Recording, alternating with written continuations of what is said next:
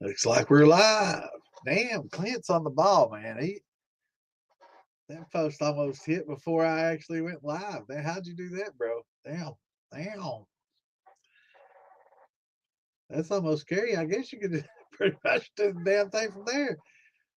You already posted to the podcast for it as a podcast. Wow, that's crazy. And now I'm getting notifications. Good deal. All right, you know the drill. Let me get these links shared. We can talk a little bit.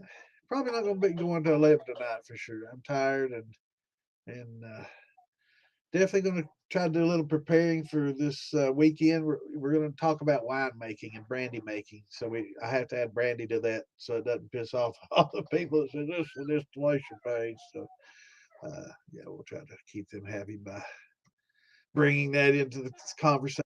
Well,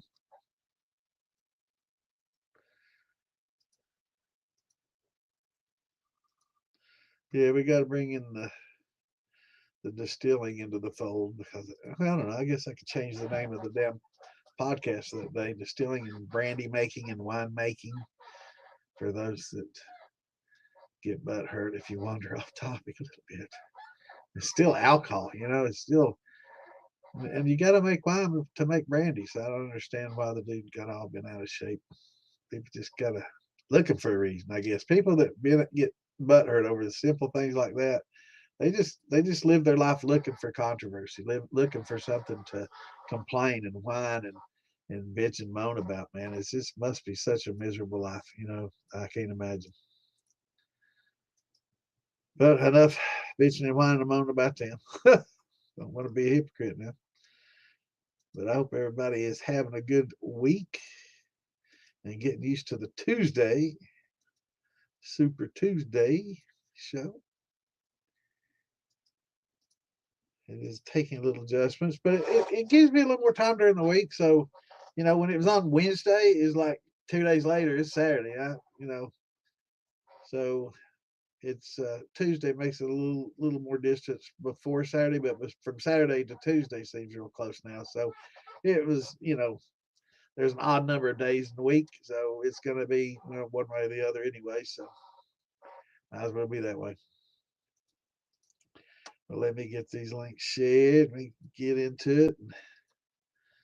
Hit some questions. Hopefully, we'll get some questions asked tonight. And did a little bit of research on winemaking and of course, you know, you really can't talk about winemaking if you don't talk about, well, I want to get in depth of that conversation until it's time, but until you talk about maturing a wine and what it involves and what actual, you know, chemical processes are taking place. And we've talked about that a little bit in spirits too. It's the same principle. It's the same thing happening, you know, in aging our spirits is aging wine. It's just happening in a barrel instead of a bottle. But you can age in a bottle the same way, your spirits.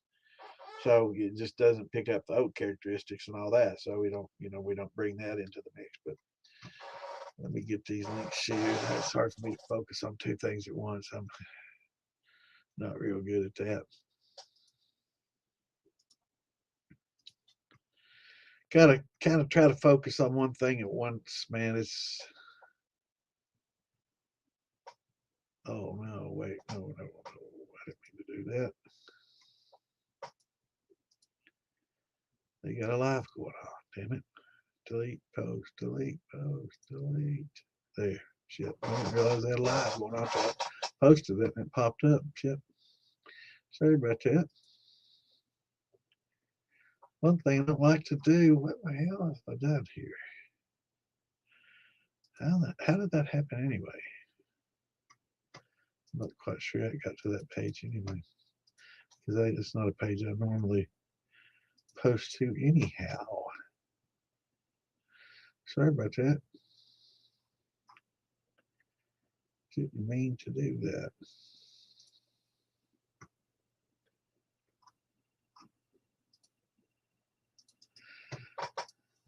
Oh man, feeling okay today. Not my best day. I've been staying up late playing this new game out, Arc Raiders. For those of you like playing games, it's pretty fun. PvP, PvE type of game. It's a lot of fun. Helps keep your mind sharp, playing these games and doing these things. That's one of the things I like about it. It helps keep your mind sharp. Start getting old, you don't want to remain in neutral, man. You got to keep them gears moving, or they kind of seize up on you, man. So you always got to try to continue thought processes and always be thinking, or else you just idle mind. That's the devil's workshop, so they say. So you got to keep that mind working. What's going on Mark's channel? Oh, that's JB's post there.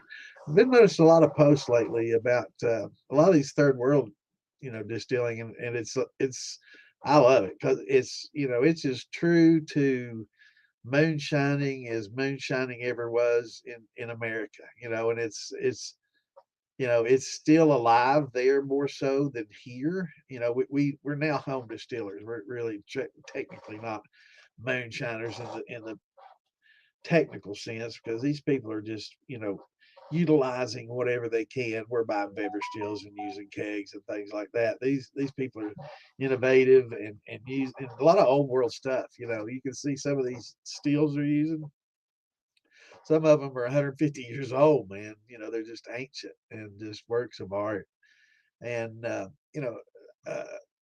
Poppin Bait's been talking a lot about tinning, and I've been doing a little research on tinning. I'm like, why in the hell would somebody want to tin, a nice copper pot and all this? And then so I started doing research on it, and it because of maintenance, and even these old oxidized pots, it's the maintenance involved, and the green, and dealing with the oxidation on your copper and your copper sulfites and stuff. So um, they they tin it, and you don't have to worry about the acid building up and etching and you know turning your copper.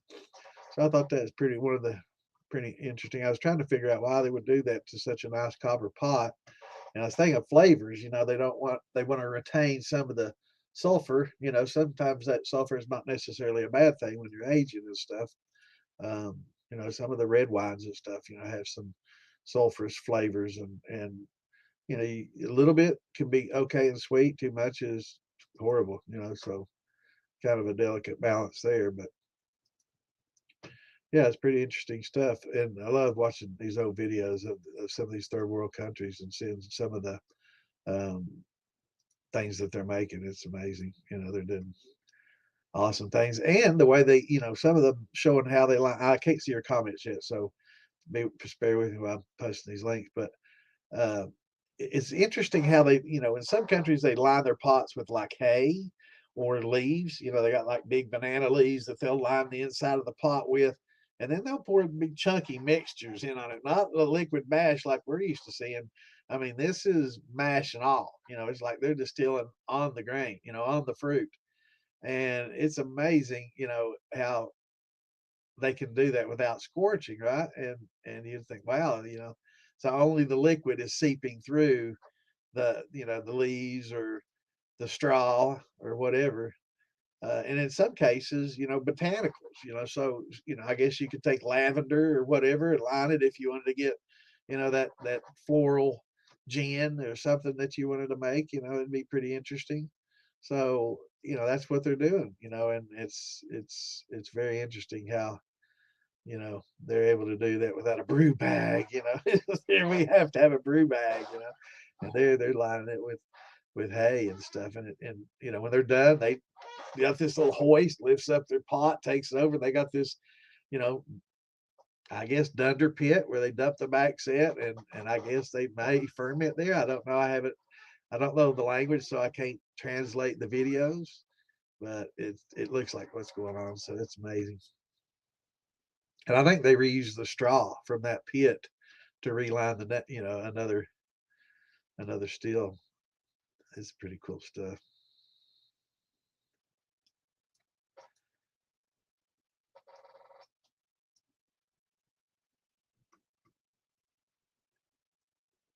So I don't know if everybody got a chance to watch Miss Pratt on Still Talking last night, but that was a very interesting podcast. If you didn't get a chance to watch that, you should definitely try to tune that in. They're on YouTube. I think they might stream over to a few of these. I don't know, but Still Talking with Sean Rigsby and Big Easy and Matt and all. Yeah, Joey, Uncle Joey. Yeah, they're awesome.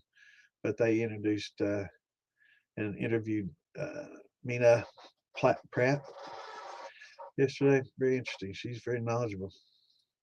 She was on Master Distiller season 2 and maybe 3 or 4 when they had. She's been on there a couple of times. She's very interesting. She's very knowledgeable gal.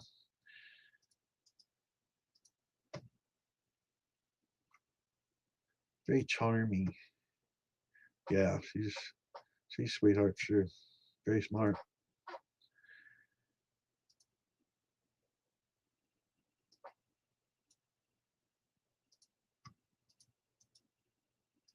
I hope this thing goes through. Don't cut me off. Damn it, I knew it was going to do that. Shit. I'll have to post that again later. This is from the larger groups. Anywho, what's going on, everybody? Let's see. I got to scroll back here and say, hey, what's going on, Moonshine John? He's got your distillery license in Texas. Awesome. Oh, I love it, brother. That's awesome news, man. So you gotta keep up with us, man. Let us know your progress and what's going on. And if you got questions, maybe ask them. Hell, before long we might be asking you. But we're all learning and helping each other here. So we definitely want to be a part of your startup and of your growth. So keep us in touch, man. And definitely stay up with us. Let us know what's going on. It's definitely good to see that you got. So we're gonna have some questions for you, right? So a lot of people, uh, have the same questions. What all's involved in going legit? I know it's different state to state. There's a federal thing that's fairly easy, from what I hear, but going from state to state, it varies so much. I mean, it's unbelievable how much it varies state to state. It's almost to the point where we need to nationalize that. And you don't hear me saying that very often because I'm big pro state right, but I think there needs to be some kind of commonality in the distilling industry in all the states, because some states it's just extremely prohibitive, and some states, man, they'll just say, yeah, what, they almost, we'll just write you a check if you want to start a distillery. They'll be throwing money at you, whatever. So it's varies so much in how inventory is handled, even. Some states you're forced to sell your inventory to the state. And then if you want to, get some for yourself, you have to buy it back from the state, right? Or if you want to, send it to a different distributor in another state, you got to buy it back from the state to redistribute it, right? It's crazy. It's just, yeah, it doesn't make a lot of sense. And there's a lot of states that are like that. So you basically sell to the state and the state sells for you and they set your price.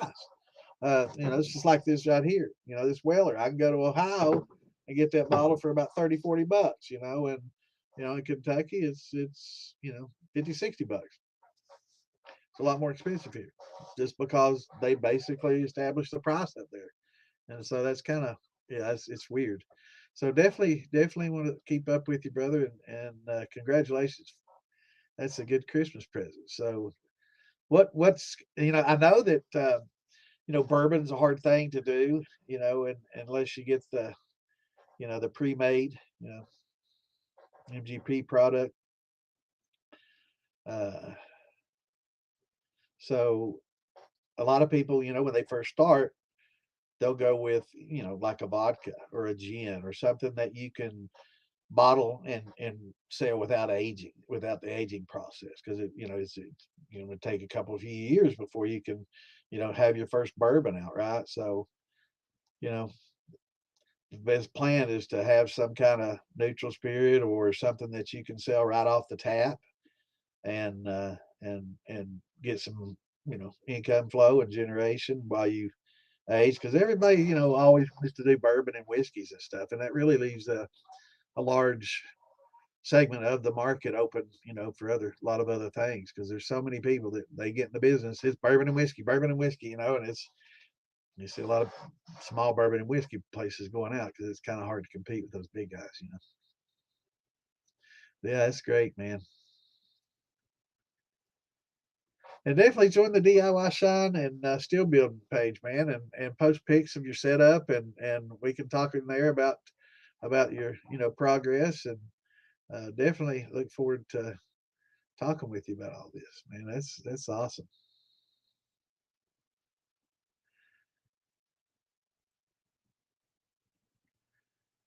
What's going on, Bernardo? Good to see you, brother. Happy holidays to you, my friend. Thanks for dropping in. What's up, JJ? Yeah, are you a fellow raider? Yeah, it's fun. Arc Raiders, man, it's a pretty good game. I've got tired of the Call of Duty thing. I've been playing Warzone for a long time, for years and years. I've started gaming. Hell, I was a semi-pro at one time when I was young, but that's before the pro actually paid money. Now they you make millions playing the games, right? It's crazy. But back then, it was totally different. It was you didn't make money at it. It was just for fun. But yeah, I played COD forever. There's just so much cheating involved. It's just very frustrating. Going into a game where you should be dominating, right? And people have hacks. They can see you through walls, and they got aimbots. And it's not for this podcast, but it's very frustrating. But it's a fun game for those that do like that. Send me a message, and we can hook up a game and get us a group going if y'all like that. There's a few I do with already, so it's pretty good.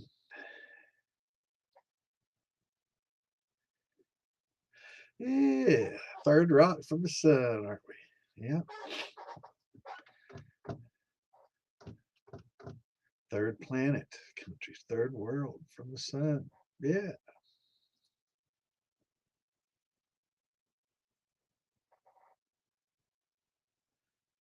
Hey, Leah, how are you this evening? Good evening to you, and happy holidays to everybody out there. So let's see. Let me get through the greetings here, then we'll start talking about whatever. Oh, we've got a question. Awesome.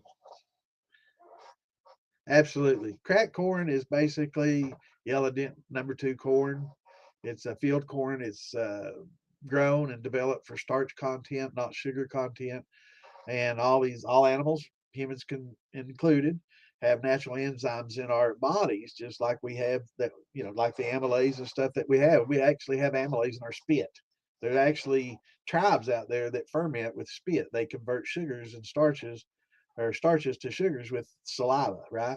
It's kind of gross thinking, but it's something that they do. Like the women of the tribe will come up, and they'll ceremoniously hawk up a big one right into the this ferment, and it's pretty crazy, but that's how they break down the starches, and but the corn is definitely designed for starch content, and our stomachs convert that into the sugars that we need to feed our systems and our cells, and it's just yellow dent number two field corn. It's all pretty much the same. um, so it's I get a lot of people now use that animal grade. It's not an animal grade. When you look at a field, it's a field of corn. It does not know its destination. It could be, Martha White corn flour, or it could be feeding the sheep. So it just depends on who buys it, and you know. Now I will say, be cautious when you buy food. I hate saying food grade, but food intended corn or something bagged and packaged for animals, because sometimes they will add vitamins and nutrients for the animal to help supplement their diets, right? So just make sure that you're getting just a pure cracked corn, just no nothing added, no pellets or no nutrients or fortified. Look for fortified. Don't want fortified anything. So yeah, but yeah, it's all the same, and a lot of people, and it's a good question, because a lot of people are like, ooh, that's animal grade, right? Because that's the way it sounds. It's like that's not for human consumption, but it's not, it's the same, and it's good to ask, because a lot of people don't buy it for that reason. They're like, well, where can I get the human cracked corn? And it's like, you just have to buy whole kernel corn and run a grinder if you want to be human and be the human grinding it. But I do recommend getting a grain mill. And right now is a great time to buy one. Bever has one. I don't know if they're still on sale. It's a $209 grain mill, 3,000 watt. Pretty good setup, dry and wet. We were talking about that Saturday. Pretty good deal on one. I got one Wayfair or somebody a few years ago. It was, yeah, you didn't. I didn't expect to see that at Wayfair, but they had like a 2,700 watt one, not quite as big as his Fever, but I got it for like 160, $70, and it's normally about 260 or 70. So, and I think this Fever one's probably around a $300 one normally. So it's a pretty good value if they're still on sale to get one. But I'd recommend getting that because the corn kernel has a husk on it that protects it and holds that moisture in and keeps that corn fresh for a much longer period of time than a crack. Crack is oxidizing. It's been opened up.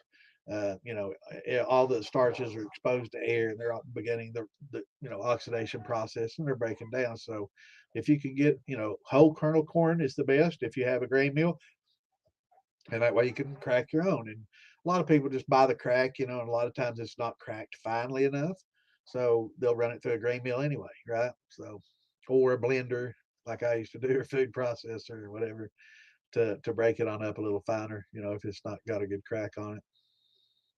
But yeah, it's but do look at the contents and in the ingredients and make sure.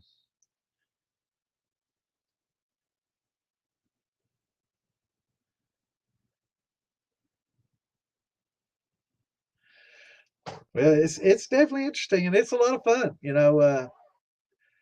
You should watch last night's podcast on Still Talking. This Mina Pratt is on there, and lady in distilling, very knowledgeable, and she's a shooting star right now in the industry. Man, she's definitely going places, and she's very knowledgeable. Makes a lot of she delves a lot in hydrosols and essential oils and gins and things of that nature. So that's awesome too. It's but definitely it's a good podcast to watch. If you don't watch those guys, you should definitely watch them on Monday nights. They have some really good people in there.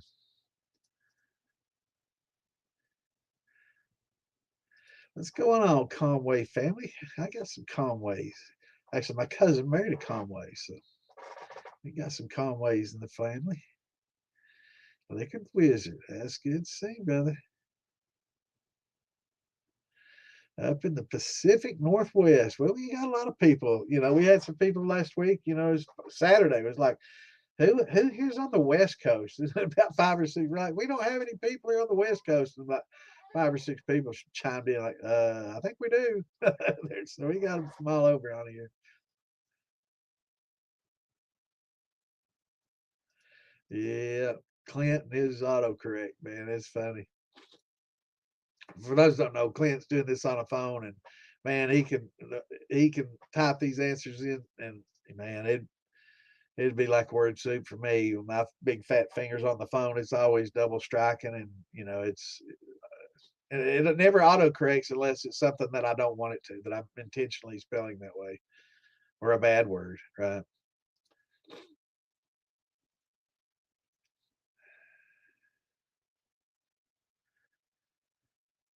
Well, it's just the way the laws deal with it, and taxes. Taxes have a huge impact on it. Each state, of course, there's a federal cut tax, but each state taxes it differently, and each state regulates it differently. So it's really strange how, like in Ohio, for example, you sell all your product to the ABC stores and the Alcoholic Beverage Commission, and they buy all your alcohol, and you have to warehouse it, but they buy it. You sell it to them at a discounted price, right? And they buy it, and you have to store it, and they sell it, and you have to, you know, distribute it. It's really weird the way it happens, and every state's different, so it's really tough. And those rules regulations, you can get Kentucky whiskeys up there and bourbons cheaper than you can get them here in Kentucky.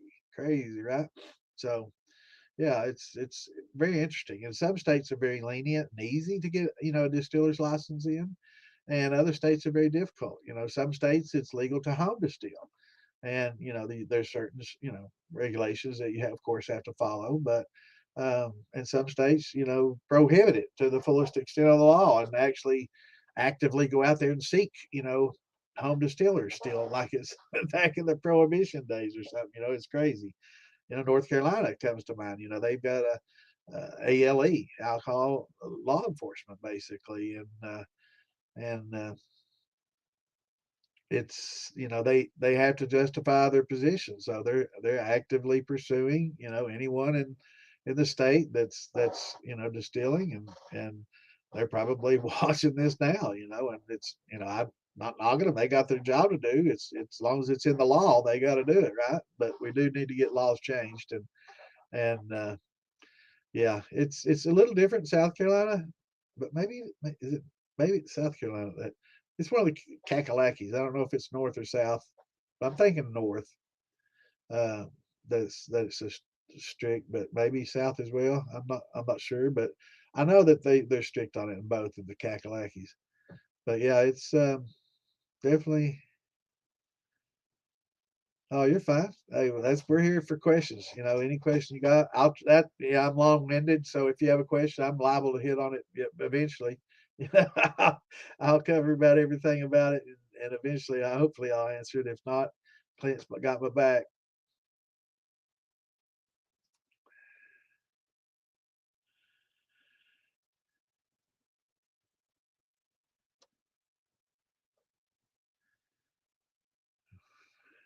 What?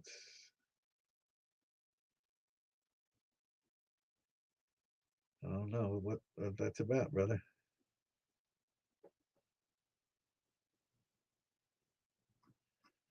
There's someone. I don't know, man. You definitely don't want that, man. Yeah, yes, I agree. Some do and some don't. Yeah, I got people call me Joey. People that know me from my childhood call me that. Well, somebody call me Joey in here. I got somebody from some old friend knows me. That'd be cool. What's going on, Henry? Yeah, I'm Joseph. Everybody, but my childhood friends call me Joey still, and that doesn't bother me. Some people, call me Joseph. I'm Joseph now. I don't have to worry about that. You're not going to demasculate me by calling me Joey. I'm not a little kangaroo, so I don't have to take offense to it. How's it going, Henry? Good to see you, brother. Heck yeah. Anybody got questions, ask them. If we can't answer, we'll find you. We'll find the answer for you.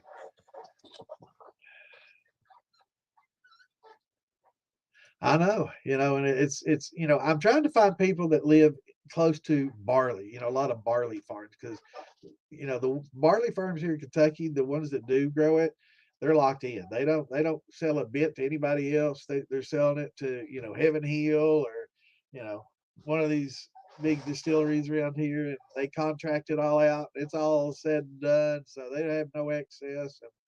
And, so it's hard for me. I can buy my wheat, which failed to get up at that guy, man. I know it's too late, but I'm going to be paying more for that this year. But um, I can buy my wheat cheap, cheap, and corn cheap, cheap.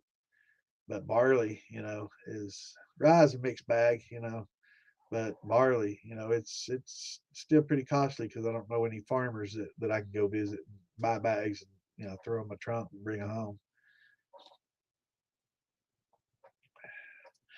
Well, awesome, John. Definitely, man. Try this Arc Raiders out. It's a pretty cool game. I think there's a free or a discounted version, a deluxe version. I don't think it's a free to play. And I think being a not free to play eliminates a lot of cheaters. So, they don't want to get banned and have to pay again. So, and I think most of them are just sticking with COD and Battlefield. So hopefully they stay there. But it's a pretty fun game. It occupies the mind, and it's pretty cool. I'm enjoying it. What's going on, brother Chris? What are you up to, brother? How are things up there in the Great White North, man? He's right on the Canada border, man. It's colder than hell up there. It was 4 here the other night, or was it yesterday morning? Yeah, 4 degrees, man. Jeez, Pete, it's cold. It's hard on the old man. All this cold.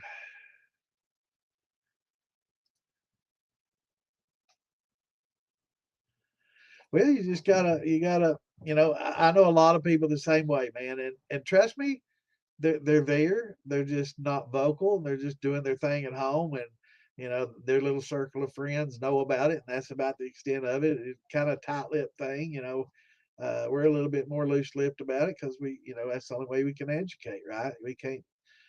We try to do it in a private setting, on Facebook and behind private walls, but people still they get in there, and I don't care. I mean, you know, most law enforcement, they enjoy a drink too, so they're not, they're just doing their jobs, and so, but there are legal places that do it legally, so that's who we're educating, right? So, but I'm just here to contribute to your delinquency, man. But yeah, once you get in there, man, talk about it. Join the group, join the DIY Shine and Steel Building group, and we get in there, and you can, talk. You probably meet some people in your area, and we probably have people in your area right now here on the podcast listening. So, uh, if you want to talk to them on the side, or start emailing each other or Facebook friend each other, and get a little thing going, it'd be awesome. Because it's a good family. We meet a lot of people at the festivals. Is one of our best meeting grounds, and we bring them into the militia and into the community, and it's a lot of fun. Going to all the different festivals, and sitting and being able to share a drink that you made with them, and this is my root beer you see me drinking, and they get to try that. And here's my grappa, and oh, you got to try my gin, or my brandy, or whatever. Yeah. Uh, so yeah, it's but yeah, this weekend, really, we're going to be talking about winemaking and brandy making. So, of course, it can't be a distilling channel if we don't talk about distilling the wine. But we're going to talk about how to make a good wine, and some finer wines, and about the aging process, and the what goes on with the esterification, the oils, and the organic acids, and the phenolics and stuff. It's pretty interesting, the what the aging process does, how it takes some of the astringency of the alcohol, the bite, right, from the alcohol out, and mellows it and gives it some unique flavors. And the same thing in barrels. So we'll talk a little bit about barrel aging as well. But it should be a pretty good podcast this weekend. And then, of course, during the Christmas season, we're probably going to not be here next Tuesday. I got to play Santa, uh, and do a few pre-Christmas visits for some friends, and play Santa for them and their kids, and so that should be a lot of fun too. So we're gonna probably, let me pull up my calendar here. So 20th will be this weekend. Will be the 20th. That'll be our winemaking. We're not going to be here next Tuesday, the 23rd, and the 27th Saturday we will be back. And that'll be kind of our uh, well, Tuesday the 30th we'll probably do our New Year's celebration. It's actually going to be a night before New Year. I guess Wednesday's New Year's Eve. So we'll do a little New Year's Eve partying on here Tuesday night on the 30th. Probably have a few drinks, and cut up a bit, and then go hopefully spend time with family and friends.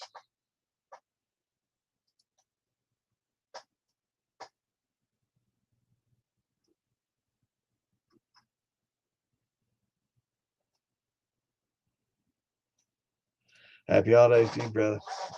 What's going on, Brian? Good to see you, brother. Let's see. Hey, I'm not too far behind. All right, that's good. I'm keeping up. I'm keeping up. What's up, Shadow? Good to see you, brother. Happy holidays, my friend. Awesome. Hicker Kings. Good stuff, man.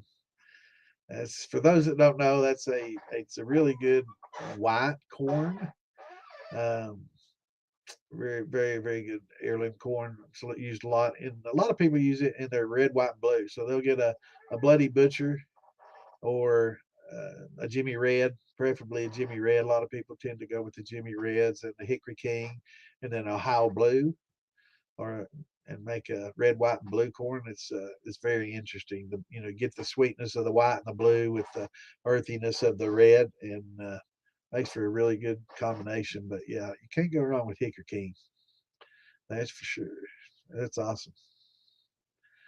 I usually just stick with the old yellow dent #2. You know, I've got to try to fill up some barrels. I got a couple of 15-gallon barrels I'm going to fill up, and then I can just kind of maintain after that. After I get the barrels filled up, my thoughts are I can just, as I drink a quart or two out of it, I can pour a quart or two back in. So I can just distill in a smaller and just keep it filled up and kind of that do that thing after a year or so, just kind of keep it going, perpetuate it. And that's I'm gonna have one brandy and one bourbon. And that should do pretty well. What's up, Bash Brothers? Good to see you. That's awesome, man. That'll make you some killer red, white, and blue. It's a great combination. Tom does it. Quite a few other people are doing it. Philbilly does it. I think Philly may have been the first one that I saw that did the combo, and it's a patriotic blend, right? But the old red, white, blue, and it's great for 4th of July and a red, white, blue moonshine. It's just can't get more American than that, man. What's going on, Richard? Good to see you, brother. We're just chilling, brother. How you been? Yeah, Jimmy Red's the way to go. Bloody Butcher is I find Bloody Butcher works well sour mashing because after like the first generation or two, you get a lot of that heavy earthy out, and then it's pretty, it mellows out considerably. In fact, for the last month, I've been drinking on Jeff's Bloody Butcher sour mash, wheated sour mash, and it's real good. It's not real earthy at all.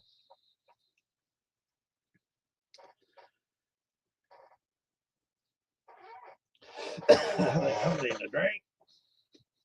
Getting a little scratchy in my throat. I gotta kill that right now. I can't have that. Kill that. Yeah, anytime you get a scratchy throat or something tickling your throat, or you need to drink liquor or some hot coffee, something real hot will kill it. Liquor will kill it, but if you can do that, you don't have to worry about getting sick, right? Yeah, I can feel it. Something trying to take hold. I might have to punch that out with some grappa here. Let me get some 130 proof. Take care of that shit real quick. Hold on, I'll be right back.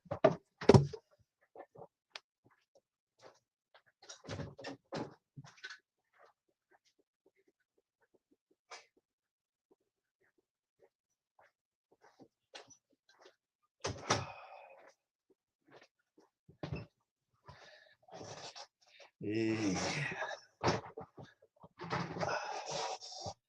Get some of this grappa. Man, this is so good. Cheers, everybody. I wish I had enough of this for everybody, man. I tell you. So good. So sweet. Yeah. Dancing. Is that Dancing Star? Or I think is that who he gets his from? Good stuff. And I tell you what, there's something else about this. Because I can drink regular 130 proof anything, and I've been drinking at 145 Bloody Butcher Sour Mash mix. But this at 130, I don't know, it hits me hard, man. It gets you tipsy real damn quick. Is it Dancing Star that he gets from? Good stuff. I think that's where it comes from.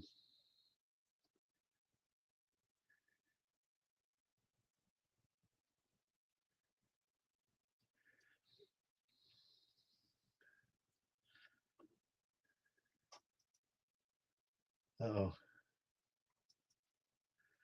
not sure about.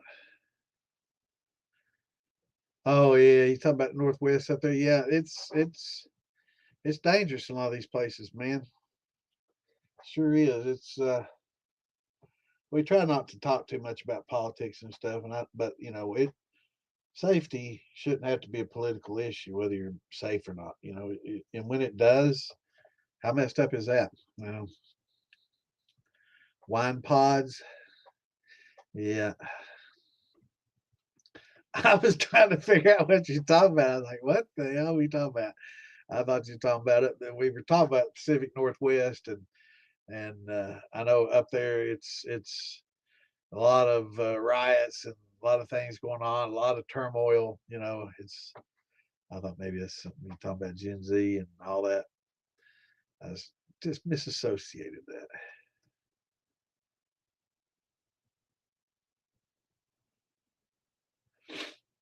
Oh, so it is somebody. Damn, I hit the wrong button every time. Somebody different now. Okay. I was trying to think of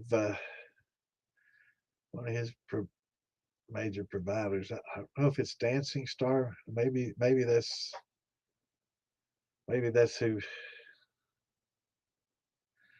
does some on the Moonshiners show. I can't remember. But I was thinking, I don't know. I'll have to check it out. See, I was thinking Dancing Star though was one of his big suppliers up there. Probably not speaking loud enough for that microphone. But yeah, Jimmy Red's good. It's good red corn. It's what I prefer out of the two reds.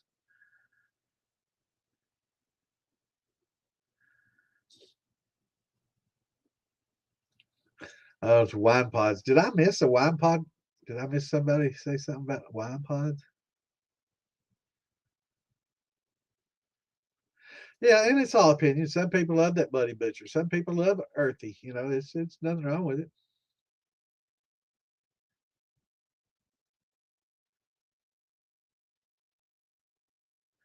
Awesome, awesome. Yeah. Now, as far as this weekend, we're going to be talking about that, Richard. So, um, you can take just regular Welch's grape juice, and that you get at the store. You definitely want to make sure it's 100% natural without the preservatives or stuff, because if you have the preservatives in there, the yeast won't really take hold well, and it doesn't produce a good flavor because it stresses them instantly.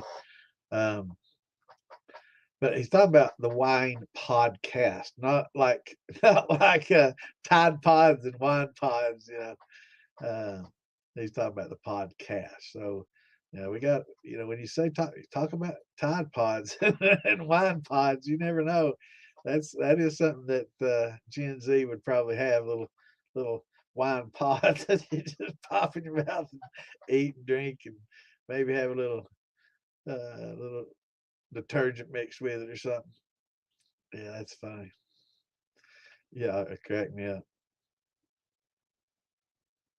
What's going on, Ray? Good to see you, brother. Hope y'all have a happy holiday.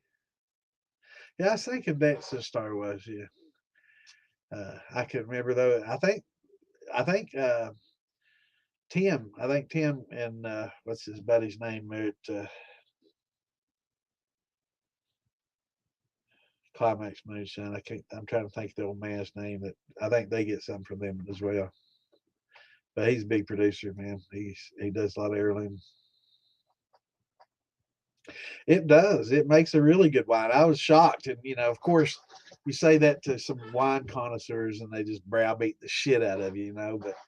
But I've made some pretty good wine with Welch's and grapes. I use because grapes are expensive to try to just make a wine with just pure grapes, so it gets pretty costly. So if you can cut a little bit of corners by supplementing a lot of, and I go a high percentage of the actual grapes, right? But if you try to use just pure grape juice from the actual fruit, it gets very expensive. That's why you have to have a damn orchard to do it. That's the only way you can afford it. But you can supplement that with some 100% juice, and it doesn't really lose anything at all. And I've actually done it with just the Welch's grape juice. But you want to make sure you get the one that doesn't have any of the potassium metabisulfate or potassium sorbate or sodium sorbate. There's several different sodium benzoate. There's some preservatives they put in there you want to kind of steer away from. But those are the some of the worst offenders, I guess you could say, that really cause wine stress. And if you stress the wine, you might as well just forget it's a brandy. Right? It's going to be one of those brandies because it's not really going to really come out as a good wine if you stress those yeast and you get some. But I don't know. Sometimes You can get some interesting flavors out of a stressed yeast, but that's pretty complex um, distilling and mashing or musting. So I don't generally talk about stressing yeast intentionally because that's pretty complex, and you have to go the scientific method and know exactly how you're stressing it, to what level you're stressing it, and it's really on our level. There's no that way that we can range that and gauge it. So um, yeah, you don't want any ites or eights. All them ites and eights are bad, man.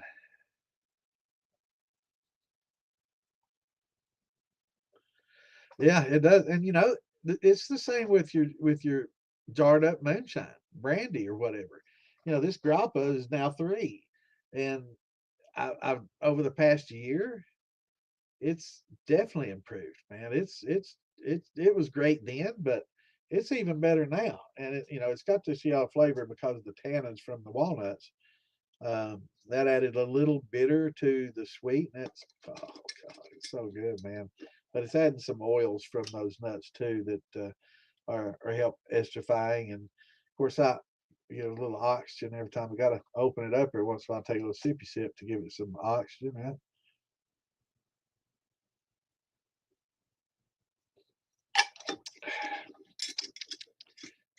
Man, that's so good. Definitely interesting. This is the natural sweetness of it, but it's still got that 130 proof bite to it. I like it.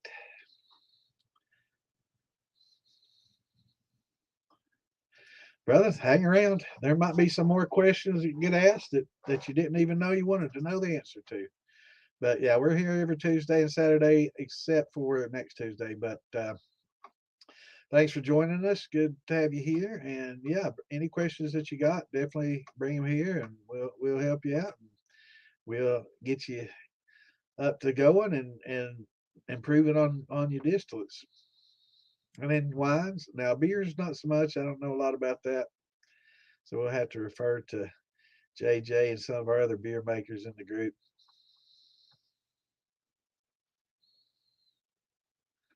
Yeah, it's I love the grappa, man, but it's a little expensive. Brandy's expensive to make, especially high fruit brandy, where you use mostly fruit. A lot of people will use a little bit of fruit and a lot of sugar and water. That's not technically a brandy. That's more of a flavored sugar wash, but it's still good. You're getting some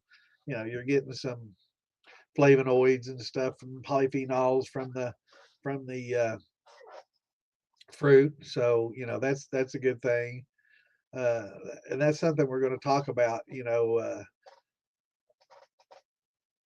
Resveratrol, which is one of the compounds in fruits and vegetables and grapes, especially um, that gives a lot of flavor, right? Brings in a lot of the flavor. You hear me talk about polyphenols and flavonoids and hydrosols and all these different things, and all these different things combined are what make wine and our spirits age and improve over time.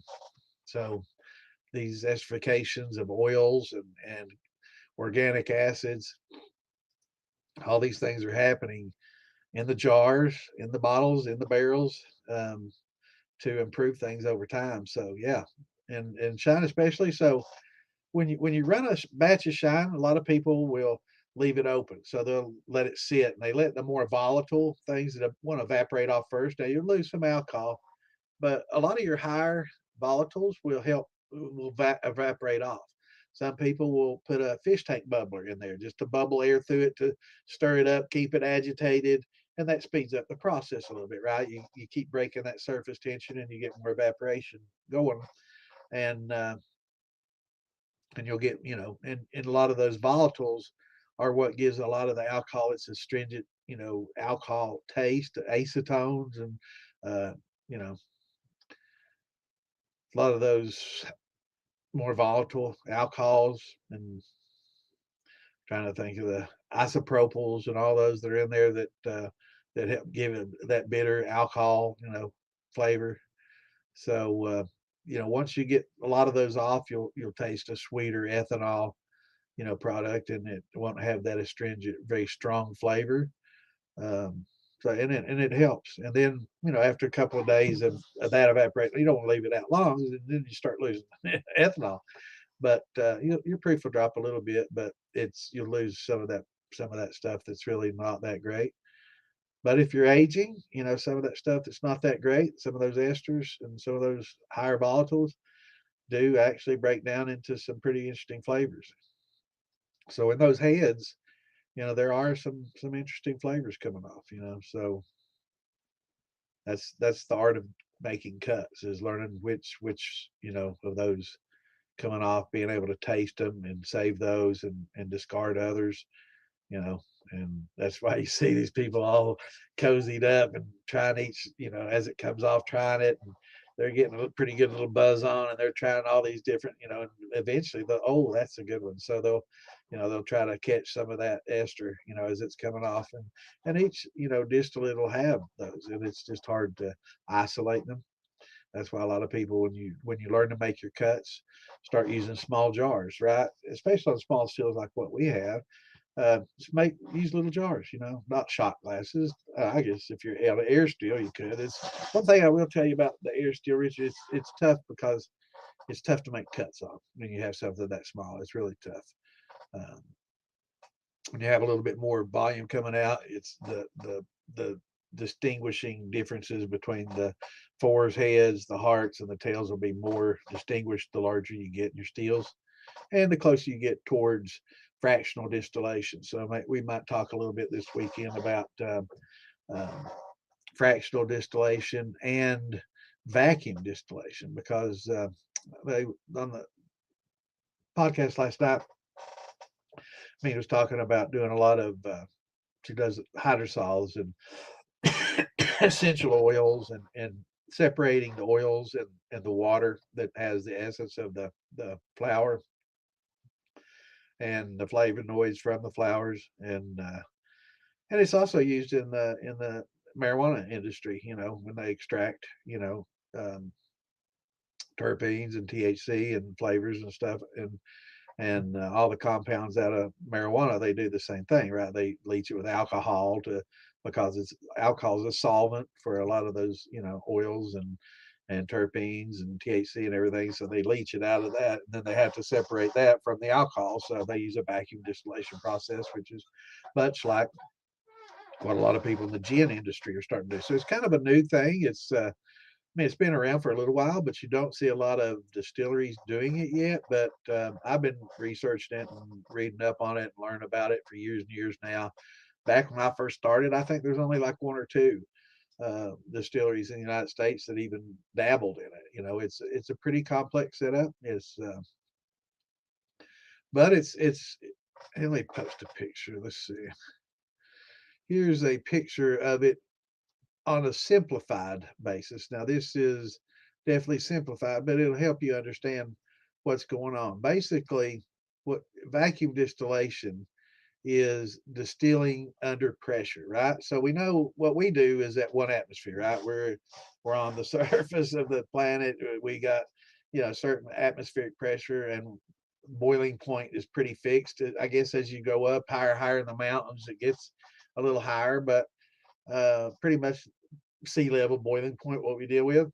But when you deal with plant matter and things like that, a lot of those are very sensitive to heat. So heat will break them down, degrade them, and ruin the flavors, right? There are a lot of delicate flavors in some of these essential oils and hydrosols. So when you vacuum distill, you can distill at much lower temperatures, right? Because you've reduced the pressure. And when you reduce the pressure, it reduces the boiling point. Now, we understand that alcohol is an azeotrope, and there's actually a point where you don't really break the azeotrope, but you've lowered the pressure to a point where it's easier to get closer to fractional distillation, and a lot of the fractional distillation does use vacuum. So that's also something that we may touch on, but it's a little more advanced. But basically, the process is right here. You see the glass and flask. You got your water bath, and this is probably, I don't know if this is not a rotovate, but you just basically, they got hot water. Is what they heat with instead of a Bunsen burner, which would focus a lot of heat on one area. This is more of a hot water bath, right? We don't need it that hot because we're decreasing the pressure, which decreases the boiling point. So that you can be able to put your finger in that water bath that's underneath that, but it'd be boiling the water that's inside there, right? And people just not that they don't understand that, because once you reduce the pressure, the boiling point of water goes way down. So you can boil water at 110 degrees at a specific pressure, right? People are not, that's foreign to them, right? It's hard for them to conceptualize that. But you have a vacuum over here. Now you see where it goes through the condenser and comes out in the receiver there. You have a vacuum pump, and that keeps a constant vacuum on this system, and it lowers the boiling point of this mash, must, whatever you wash you got in there, to a point where it's easier to fractionally distill, and it doesn't break down a lot of the good flavors and stuff that are typically broken down at the 195 200 degree distilling that we normally would do. So a lot of your brandies taste much fruitier, much better, because these what are they called, uh, anthocyanins is basically the flavors that you get out of these fruits, and the colors that you get from them. It's all, and the phenols that you get from them, and this preserves those, because they're basically bound to the OH. It's a hydroxide bond with the benzene ring, right?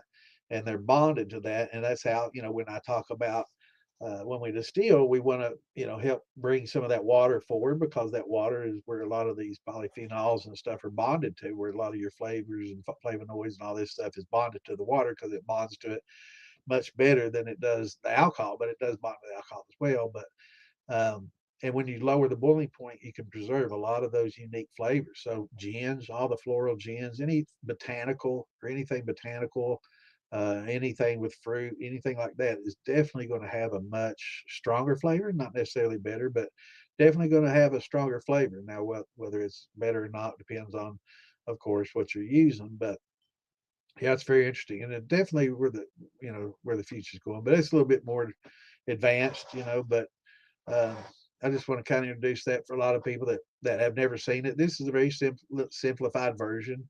It gets very complex. It looks like and actually they use it in the oil refinery as well. So, they can lower the boiling point, make it a little safer. Also, it's going to be kind of green, because when you reduce that pressure, you reduce the amount of energy needed to heat your mash, right?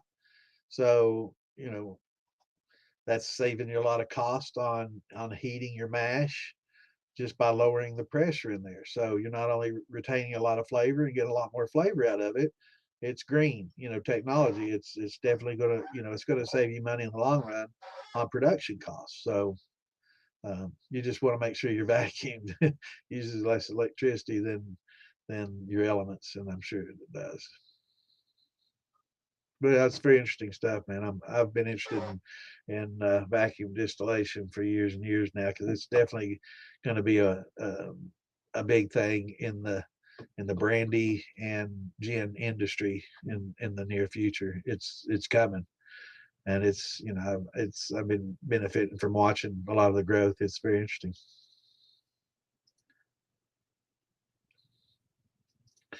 Awesome.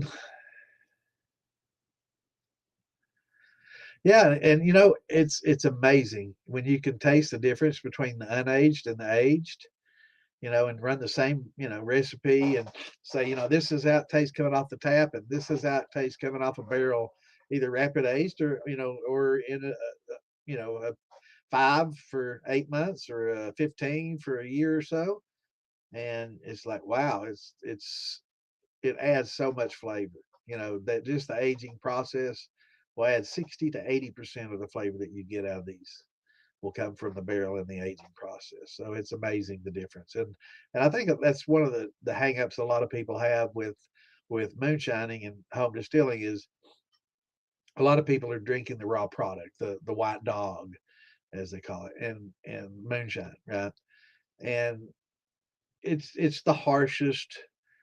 And if you can make good moonshine, imagine how good it's going to be once it's aged. You know, most of the whiskeys and stuff that we like and the bourbons that we like taste like shit as a white dog. It's not good. It's not that great at all. It's not as good as ours, right? But the aging process adds 60 to 80% flavor, and that's what people kind of expect when they drink, right? When they drink, you know, from the tap of that, you know, they expect it to just instantly taste like, you know, a whiskey or a bourbon or, you know, a good quality vodka or something like that. It's just not going to happen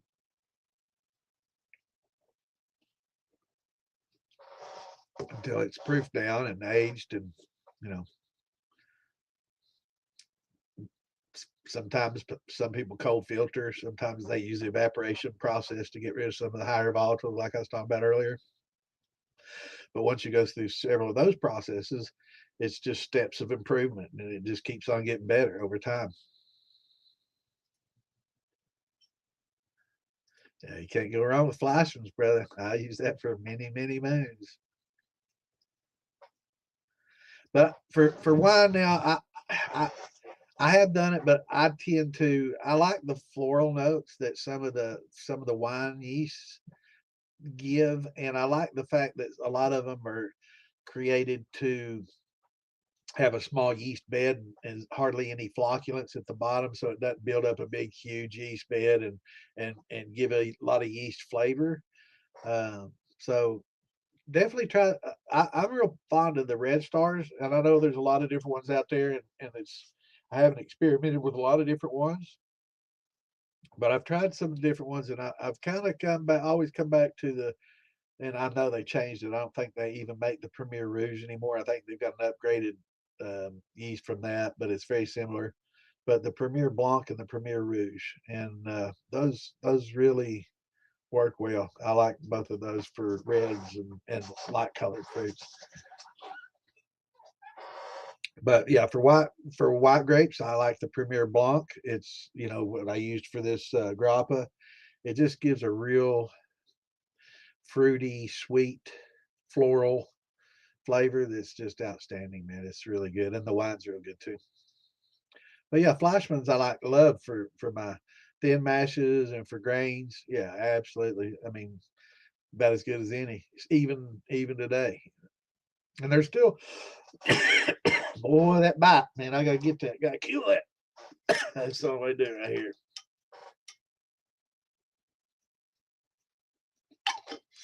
I haven't been drinking enough. It's what the problem is. It's what the problem is for sure.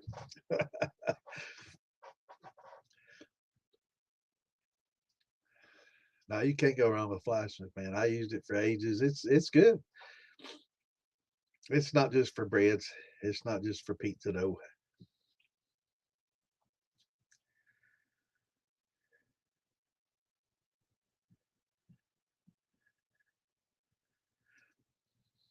Yeah, absolutely. You know, and um, a lot of people, you know, there's these stainless steel bubblers that they use in fish tanks and stuff, and I highly recommend getting one of those over the epoxy ones because, you know, you don't want to get the ones that have like the sand and epoxy because yeah, those break down. I've tried that and it just like just broke down and it ruined the liquor and it's like whoa, I didn't know, you know. So they make stainless ones and try to use um, a good quality hose as well. You know you don't want to use just a rubber hose. You want a silicone based hose and that doesn't break down either. But yeah, they have these I guess air stones that are made with stainless and those are definitely the route to go. So try to stay away from the fish tank ones that are resin or I guess some kind of adhesive with sand base. Yeah, it didn't work out well. So definitely try to use something, or you put the tube in there and let it bubble. It doesn't have to be tiny bubbles. You know, the tiny bubbles helps, I'm sure, but Yeah, just keeping the surface tension broken up so you get more evaporation and more movement in it. It helps. A couple of days is all you need.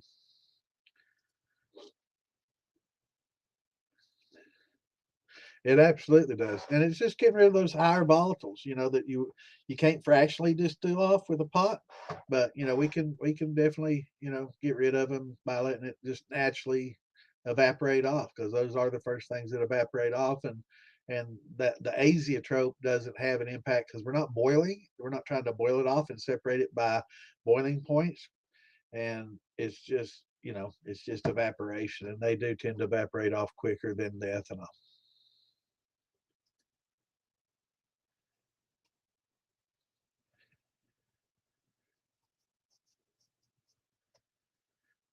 Yeah. And some of my wines, I've made some pretty high alcohol content wines too. Not like you, kind of accidentally, got a little bit too much in there, and like, well, let's just see what it does. You could add water, of course, and water the flavor, down a little bit. And of course, you're gonna, kind of lose some flavor that way. So I just like, let's see what happens. And I got some sweet heat. We call it sweet heat. It's a white wine, and it's like a mixed drink. It's strong as shit. What's going on, Carpenter? Good to see you, brother. I was wondering where you were. How things going on up there, brother?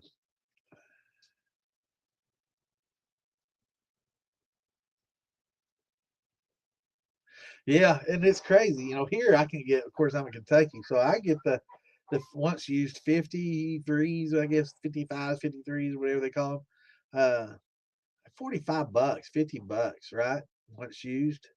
And that might even have a little bit of liquor in them, right? So it's like there's $10 out there and liquor still in them. But yeah, the small ones are just as or more so expensive. So I got like $100. I think I bought mine directly from the lady that gets them, and I think she gets them from up north. So I mean, might be able to cross that border and get them. I don't know what will they get you for smuggling barrels if if you come across and get them.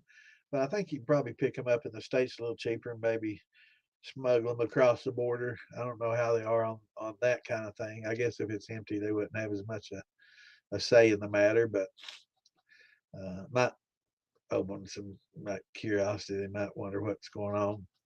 But yeah, I've got 100 into the 15s, and then I picked up a 5, and it was about the same price. So,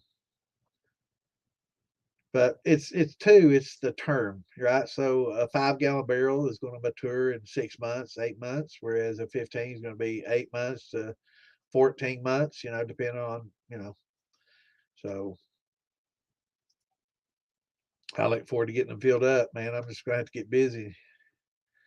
So after the holidays are over, old Santa's going to be busier than ever.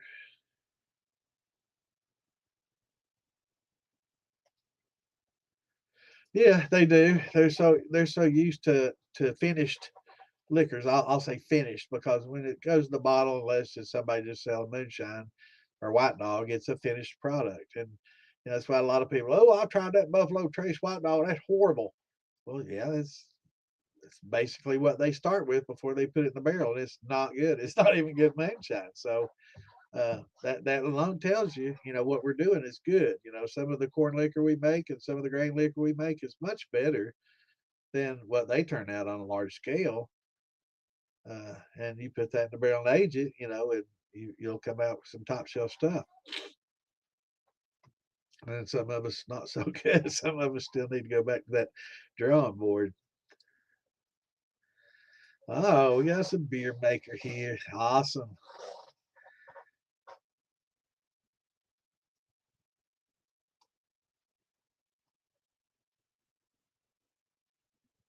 All right, now are you distilling this and making? Because I noticed you didn't say anything about beer.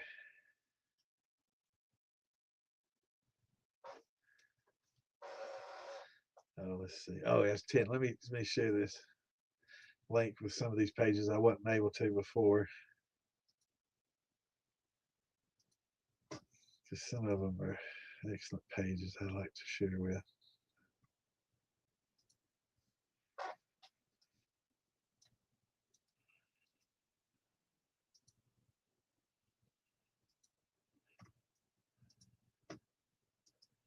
Got my brother Brian's page.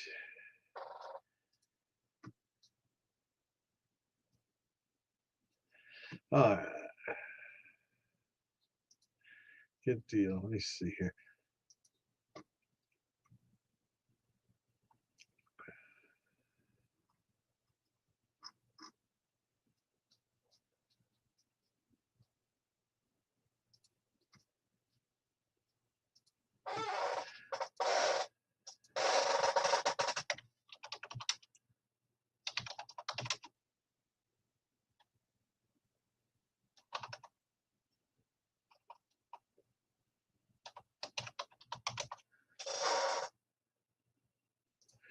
So, all right, looking at the beer making.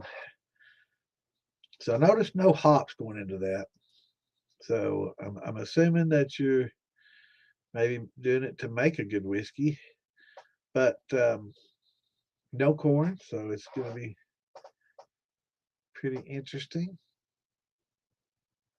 High wheat, so it's going to be sweet.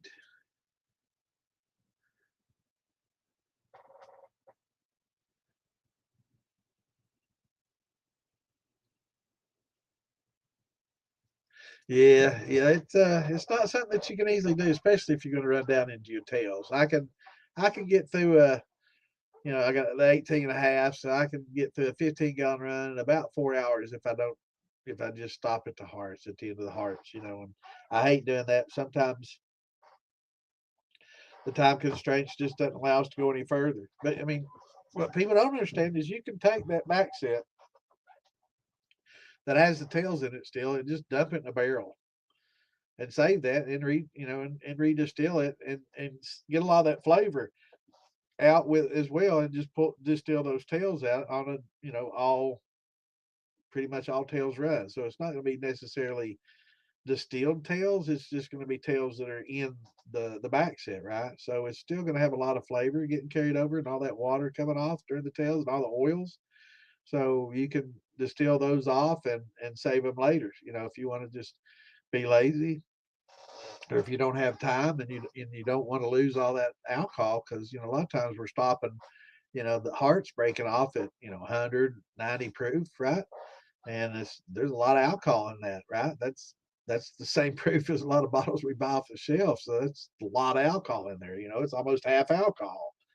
So uh, yeah, you can save that back set, dump it in a barrel. Don't put it in anything copper, anything like that. Don't store it in that because it's going to eat it up because it's acidic. But yeah, put it in a big blue barrel or something and save it. You can redistill it later if you just don't have the time, and run it all out later when you do. But yeah, it's sometimes you got to do that. Time management, and it doesn't affect anything because it's just tails that you're stripping off later, right? And you can run them pretty high and quick to get them worked off. Oh yeah, wheat liquor's good. I love wheated. 71B is good. Yeah, it's a good overall, good yeast, good floral notes.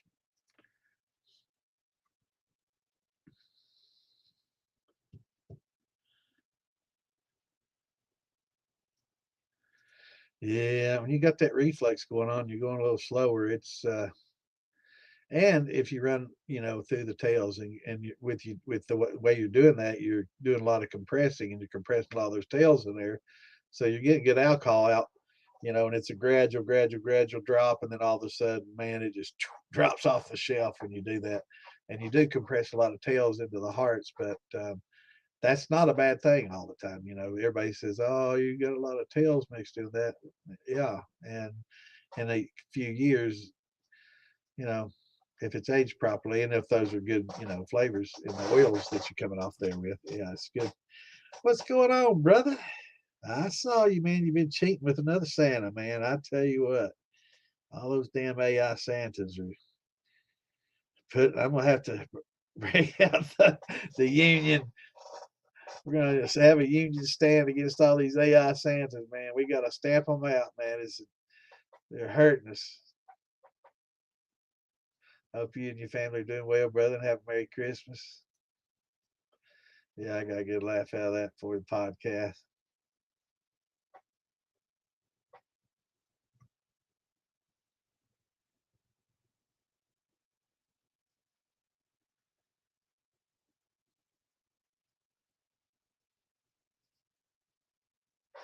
Yeah, yeah, you definitely want to.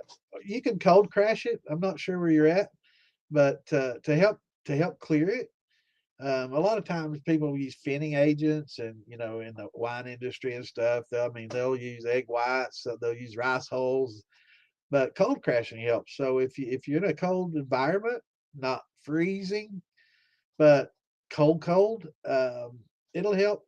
Drop that out. It'll help clear it up. It's called cold crashing. So it'll help clear it up for you, man.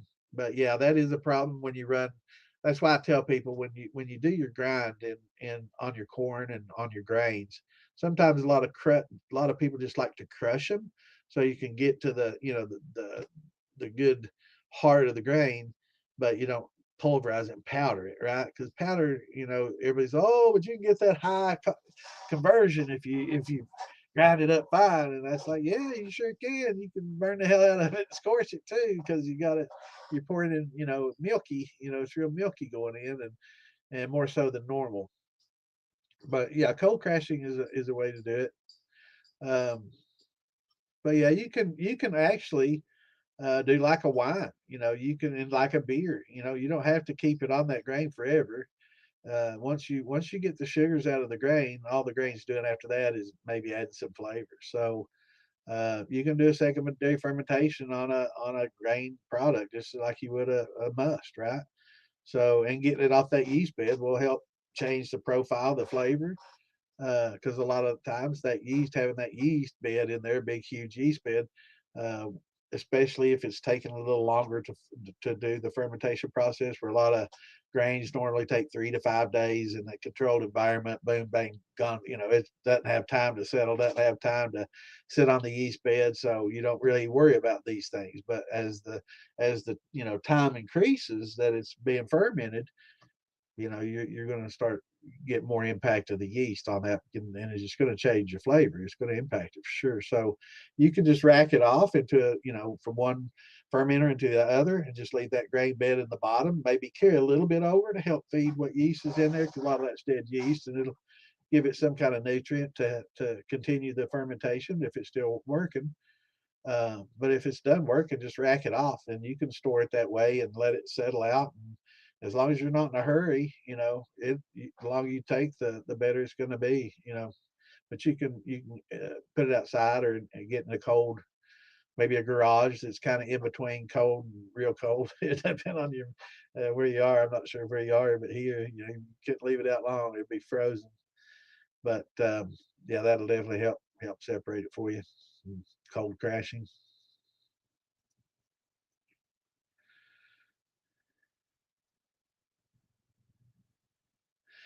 Yeah, for me, it's gonna. I've got the apple still to run, and I haven't had a chance to do it. And every few days that I put that off, it's just going to be more work later, and I really need to do it before Christmas so I can get everything kind of cleaned up and out of the way. So yeah, I'm gonna have to do something soon too. I got that blueberry to run as well, or blackberry.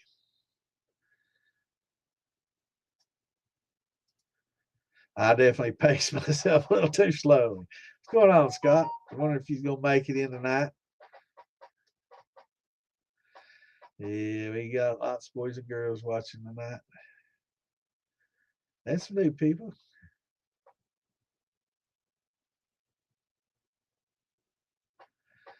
Oh, JJ's birthday. Awesome, brother. Happy birthday.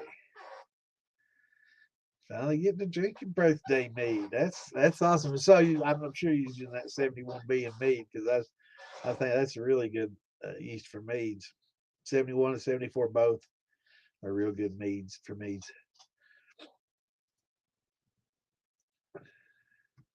And some honey liquor for us hillbillies. We got honey liquor.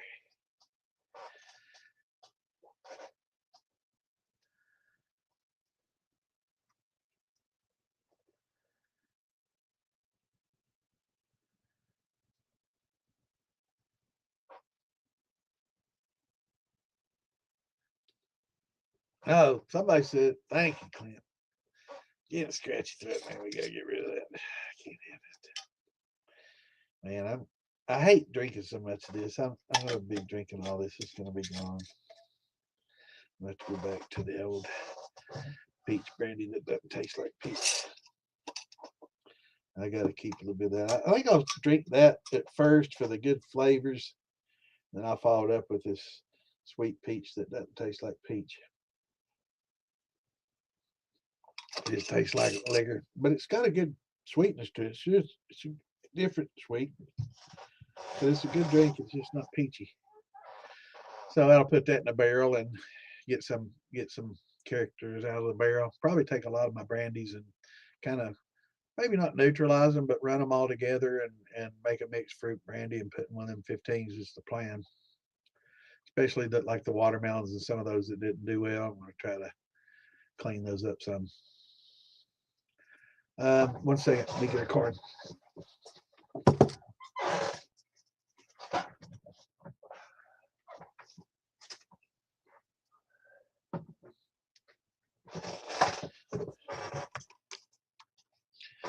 Here is her card. I'm not sure if y'all can see that or not. Probably not. No, you can't. Kelly Graham. And she hands out business cards, so I'm assuming she doesn't mind me sharing her number.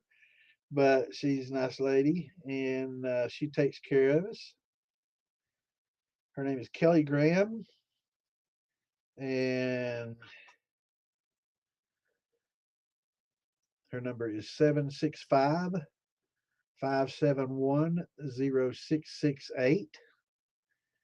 And she picks them up north. She's lives in Indiana, but she does quite a bit of traveling to a lot of the festivals that we have. So she'll pick up a shitload and put them in a U-Haul and brings them and sells them at the festivals. And she's fairly priced, but tell her that old bad Santa and the militia sent you and gave you their number. That way she takes care of me the next time.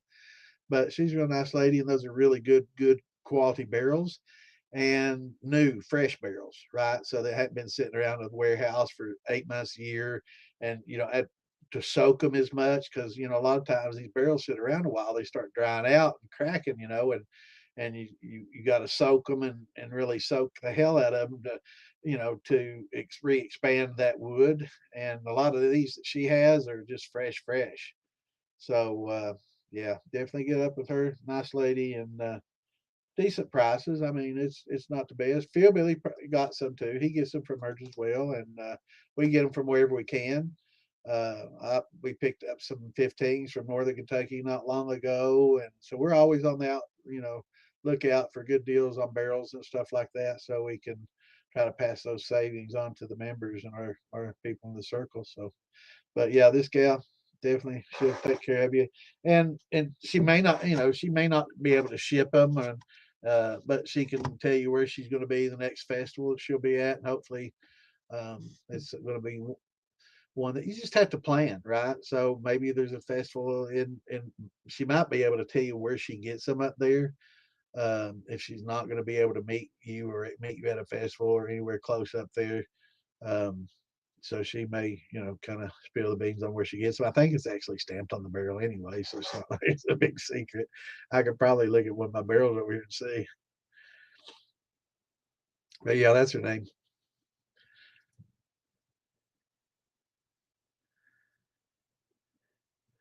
All right.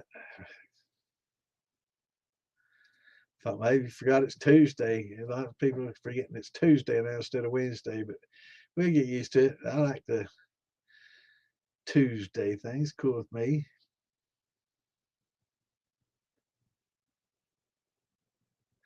Yeah, they're not. No, you can pull the rings and redo them. It's not for everybody. But yeah, it can be done. I'm not a big Cooper though. But I usually just take the top bands off, take one end cap off, and just kind of reach in and scrape as best I can, dump it, rinse it, take a torch to it, and just try to, you know, hillbilly engineer it.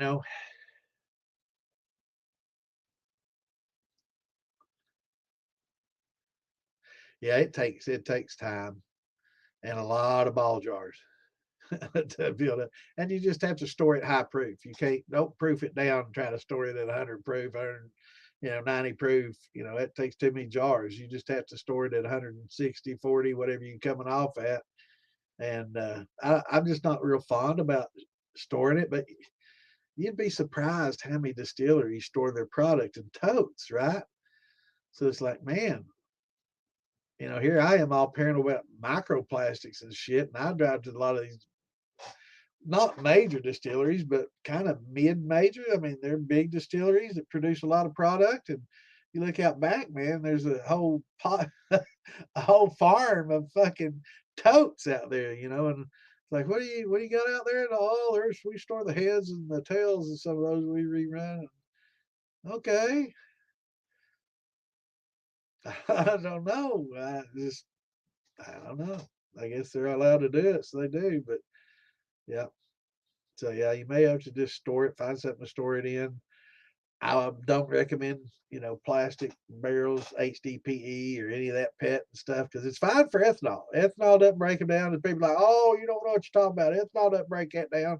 Right here's the chart. It's A rated for alcohol, ethanol. I'm like, yeah, but look at ethyl acetate. Where's it on that fucking chart? You got a lot of ethyl acetate in them heads and tails. That's eating that plastic up, bro. Trust me, because it's rated C. Uh, so yeah, it's not so good. So yeah, microplastics are a big concern and should be. It's not something that we've spent a lot of, uh, BHP, I guess,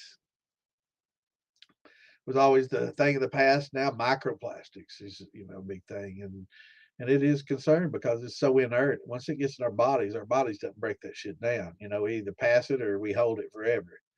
And you get that shit in your liver, and you don't if you can't get rid of it. Yeah, it's not good. Very inert. Good for that purpose, but yeah, the acids and stuff in our digestive system that break it down. Not all of us are, man. I am a bourbon freak, though. I've been a bourbon whiskey man my whole life. Not much of a beer man. I was a boiler maker, but um, man, I love my bourbons. I'm a bourbon freak.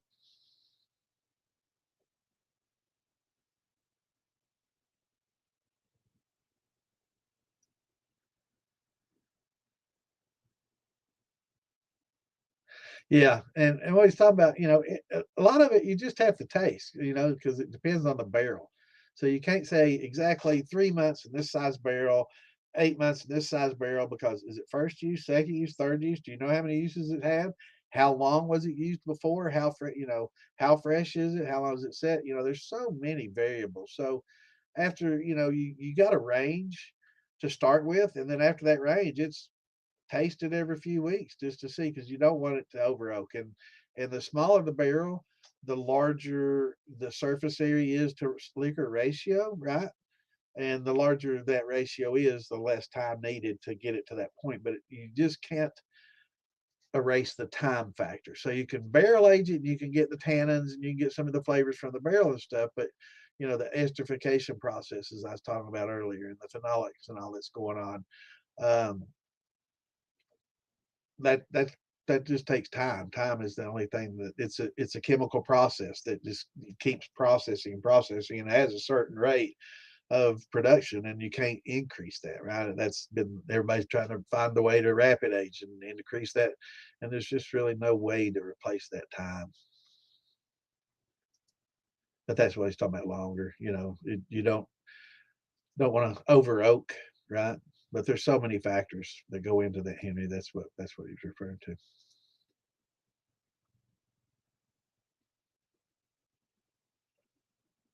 That's what I'm going to do with mine. I'm getting a 15, and and I will after a certain time if I see that it's just getting where it's getting close to being over oaked. I'm going to have to dump probably half of it into some jars and then refill it, and then kind of do that to help perpetuate it, right? But it'll be fun, be interesting. Yeah, malt bringers, or if you got a fruit press, that works the same way. I use a malt bringer. I used to just set my brew bag, and going back to letting your mash settle. It's a patience thing. So what you want to do is it'll immediately within a day or two you'll get a lot of solids at the bottom, but you'll still have a real milky, liquid. So you can rack that off, just siphon it off. Don't use a pump, stir everything up, just gently siphon that off into a secondary fermentation vessel. And if you want to recover what's left in the bottom, you can dump that into a brew bag, let that brew bag set over, a bucket overnight. I use the ladder. I used to use a ladder. I just tie my brew bag up to the ladder and let it hang from the middle of the ladder, and had a bucket underneath the ladder that would just let it drip overnight. And you'd be surprised, a good 12, 14-hour drip. It'll most of it'll be out of it. You can press it, get a little bit more. Then you can put that in a mop wringer and get that last little bit out, and then allow that to sit as well and thin, and then you'll see how it clears out, or cold crash. But yeah, that works well. Or a fruit press, pressing those bag out. Any of that works well. But there'll be a point in time when you like, how much extra am I getting, and is it worth all that trouble? That's what you have to weigh. Some people it's damn well worth it, and some people it's like, that's all that work got me. All that extra work, and all I got was half a gallon of more water, or mash juice, and it's like, okay, that breaks down to maybe a little half pint at the end of everything, maybe less. So is it worth it? Some people yes, some people no. So, and that's where, if you want to sour mash, take that, and once you don't have to worry about pressing all that last bit out. Just put some, sugar water on top of that and some fresh grains, and start the next, sour mash process. So, that's another thing that you can do with it and not have to worry about, squeezing that last bit out. So it's food for thought.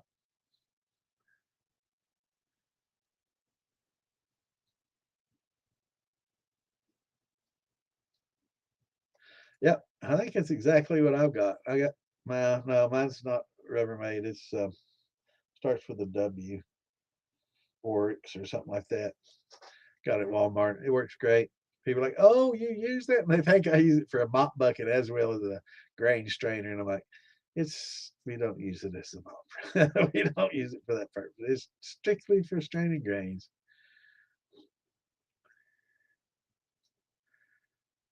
Um, Actually, you can use it to get your water acidic. Absolutely, you don't have to have water. There's no rule that says it has to be water, but you want it to be around 5.3. You don't want really low acid to start the fermentation process, or it's just going to crash much quicker on you.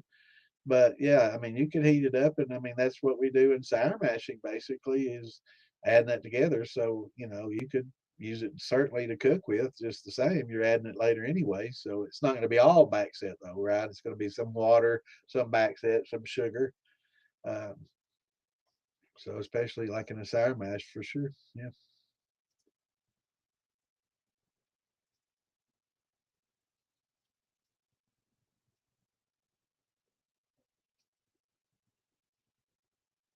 Right, and it depends, on most is 20%, but malted wheat, if you can get some of your wheat malted, that has a higher diastatic than the malt, so than the barley. So, um, but yeah, we use a high temp amylase in our process. Now, step mashing up for a beer maker, you start cool and you start warming up as you go. Well, our mash process is reversed. We start hot with our gelatinized corn and cool and work backwards to, the malted grain. So it's a little bit different process, quite a bit different than what you're used to. But you can combine the two. You can use your malted grains and do your step mashing up as you normally would, and you could cook your corn separately, gelatinize it at 195, 200 degrees, 185 plus, right? And add your, alpha liquid high temp alpha in amylase, and start breaking those down. And once you get to about 150, 155 range, then you can combine the two and use the diastatic of the malt that you've built from step mashing up to help convert the corn that you've just cooked. And you don't have to use that high temp, but it makes it so much easier, more manageable. If it's something that's kind of foreign to beer makers, but the high temp amylase, alpha amylase that we use is awesome. And we also have a liquid glucose amylase that we use. So we're not just using the endogenous enzymes that come in the malts, the alpha and the beta glucanase. We're utilizing a high temp alpha amylase at a much higher temperature, and it helps that gelatinized corn thin out and helps it thin. And then we add a liquid glucose at, well, depending on what glucose it is, at 140 or 100 Fahrenheit, and help debranch the rest of those dextrins, right? So, but 20% is usually what people go with, but as long as you're getting it all converted, that's the most important thing, and getting a good conversion. You check with iodine, you don't have any remnant starches, so you're not going to have any limit dextrins. But if you follow up with a glucose after that, I think it would help tremendously to make sure that you get everything debranched real well.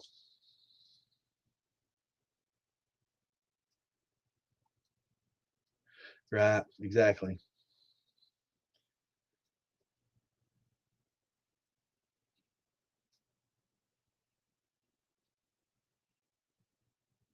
Uh-oh, I'm getting behind, I see. Yep. I was talking when I started seeing comments, I was talking. Uh,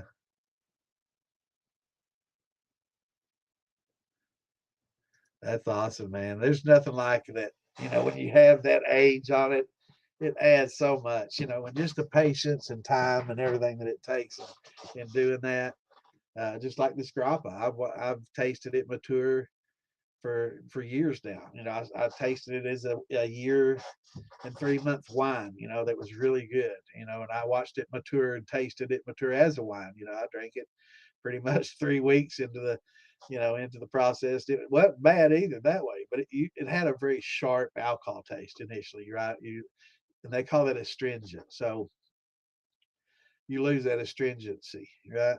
And then it just becomes less alcohol tasting. There was people. It's kind of odd. People, oh, it tastes like alcohol, and then it's like people think, oh, it's supposed to taste like alcohol. It's alcohol, but they're really meaning it's got an isopropyl flavor.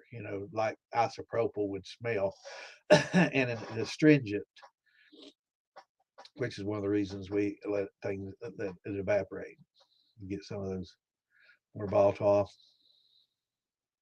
Yeah, you want your pH to be at about 5.3 when you start um, breaking your starches down, because it's just like simple syrup. When you convert to simple syrup, when you're breaking down the sucrose, the disaccharide, into monosaccharide, you use acid to help break that bond, right?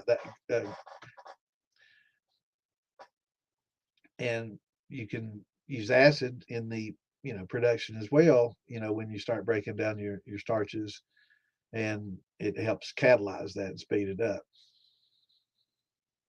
But that glycosidic bond that you have between the two, having that acid, it's a catalyst in breaking that bond, and it's amazing how it does it. It's a pretty strong bond, but one molecule bonds to a water H2O, so you got two oxygens on there, and it bonds to each of the oxygens, and then it breaks, and it uses the water to break that bond. It's pretty amazing how it works.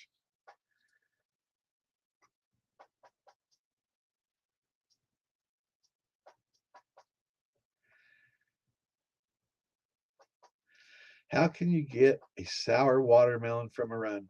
Um, Watermelon is a pretty tough thing. A lot of people post flavor and get that flavor pretty easily. There's lots of flavors out there that you can use. And used to, post flavoring was a big, huge no-no. These days, people don't give a shit, man. They're focused on the flavor. They don't care about the process. They don't care if it's clear. They're really not interested. It's like, I don't care. My orange juice, is it clear? I don't care drinking something that it doesn't all have to be clear. I can drink something that has some color or some translucency to it, and I don't care. As long as it tastes good, that's what I want, and that's why a lot of flavored drinks are being made now.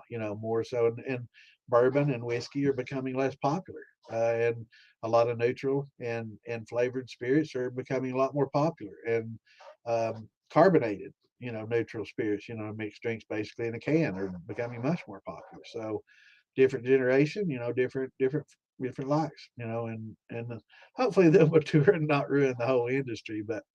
Um, but yeah, you can use infusions, so you can get some, you can infuse with some flavors and make some sour, good, interesting sour. We call like a sour patch.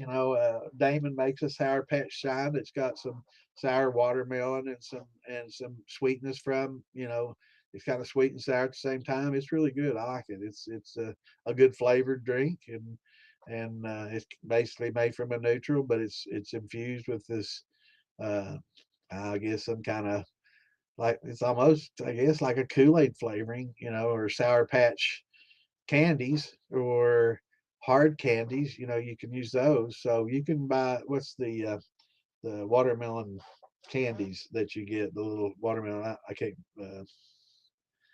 remember what the name of them was. I got something in there. I use them, but they're good. Put in a neutral and flavoring it that way works real well. I tried them with infusion, didn't work so well. Lost all that flavor. So, but if you put them in a neutral and just let them break down in that neutral, and that sugar and everything will, it sweetens it up, gives it a good sour patch flavor, and it's good for flavor. But if you want it clear, then, and you want it coming off, then you're going to have to use the infusion process, and then you have to deal with infusers, and those work fairly well. But it's not ever going to have that flavor of a post. It's that post flavoring is what people expect. They really do. They don't want a hint or a note of this. They want to be smacked in the fucking face with it, and that's why I like Damon's. It smacks you in the face. It puckers you up. It's sour and sweet at the same time. It's good. I like it.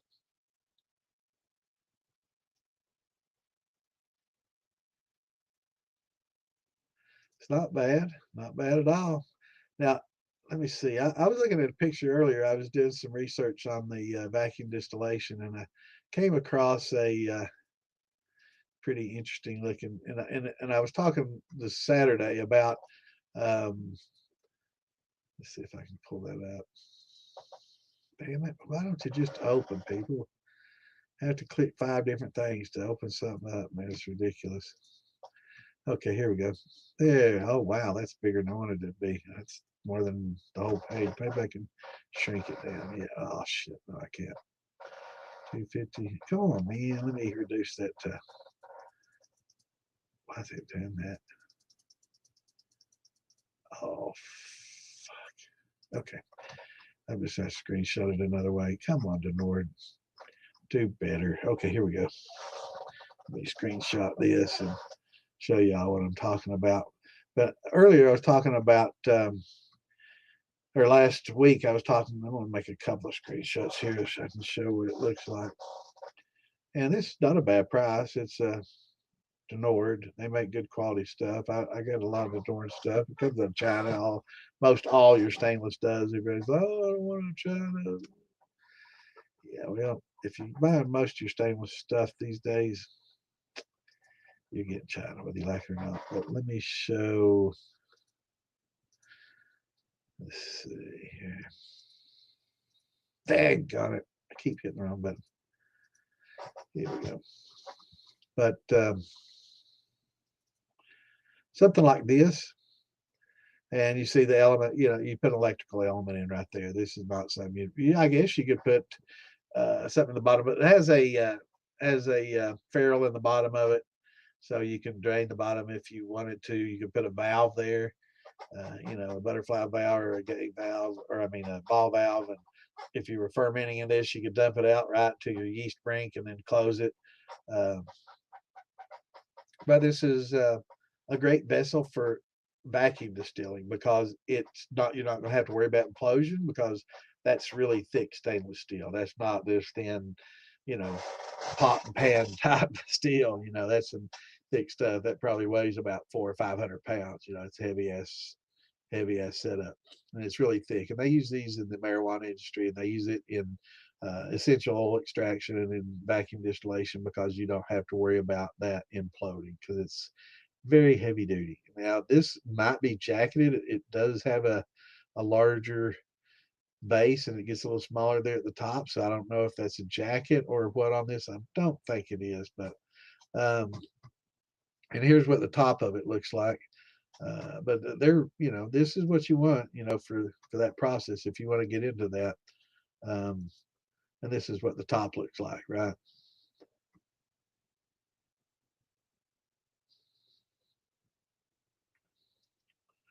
But this is what they use in a lot of the in oil extractions when they extract a lot of the marijuana oils and things like that, and essential oils like lavender. If they do a lot of essential oils, they'll use something similar to this to do the vacuum distillation in.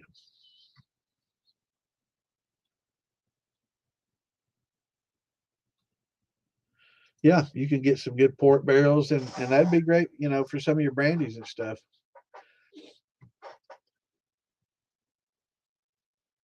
Jolly Ranchers, thank you. That's what the candy was I was trying to think of. But yeah, you can just take Jolly Ranchers and put it in a neutral and just let them dissolve. And hey, it works well. It tastes good, and you can sweeten it up if you want to sweeten a little bit sweetener. You can put a little sugar in there. I mean, it's a mixed drink, right? You're mixing. It's an alcohol. It's a mixed drink, but um, it just doesn't come off the tap that way. But you can use the Jolly Ranchers in infusers. I've seen people basically take alcohol and soak the Jolly Ranchers, break them down into a syrup, and pour that syrup right into their infusers, right? And infuse that through, and it'll help pick up some of that flavor as it coming off. If you have to have it coming off that drip, and want that infusion flavor infused and not post flavored, that would be one good way to do it. But a lot of people is like, man, you jump through a lot of hoops. I really don't give a fuck. Just put that shit in the jar and put them Jolly Ranchers in it, shake it up, and just sell it to me that way because I like the flavor. And they really want to be smacked with flavor instead of they don't. Most people aren't uptight about the process anymore like they used to be. Especially the younger generation, they just don't care. They're not interested in what all you had to do. I just want something very flavorful, and that's the way to keep the most flavor would be with a post. But for the traditionalists, they'd be like, no, you can't do it that way. You gotta have it off the drip. But more and more people these days are less and less concerned about that. Used to, it was heresy to say anything what I was saying now. Most of those old shiners would be like, "You're no shiner, son. You know shiner. Don't say that. You know shiner at all." But yeah,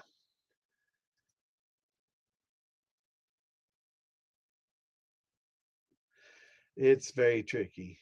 It is very tricky. I don't like it. It's tough. And if you do, um, you want to do it in a cooler environment and in a slower, you want to do it like a wine instead of, you can't have it go fast because um, the watermelon and heat just don't work well together. And I think that was my issue this year for sure. It is damn good. I can't believe all this Sam I was sitting there saying the same thing. I'm a little behind. Just 20 minutes. We're not too bad. I'm gonna catch up real quick here.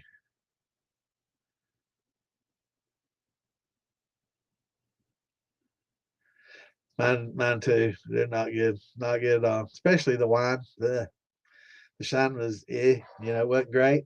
And it's gonna get cleaned up with a column. I've got a new column, 4-inch column I got myself for Christmas. So I'm gonna have fun with that.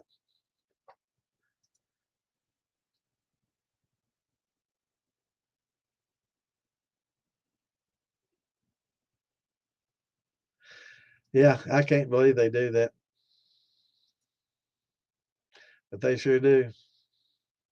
They got a big tote farm right behind the distillery, and I'm like, what are you keeping there? Oh, that's heads and some tails and the other. And I'm like, okay, cool.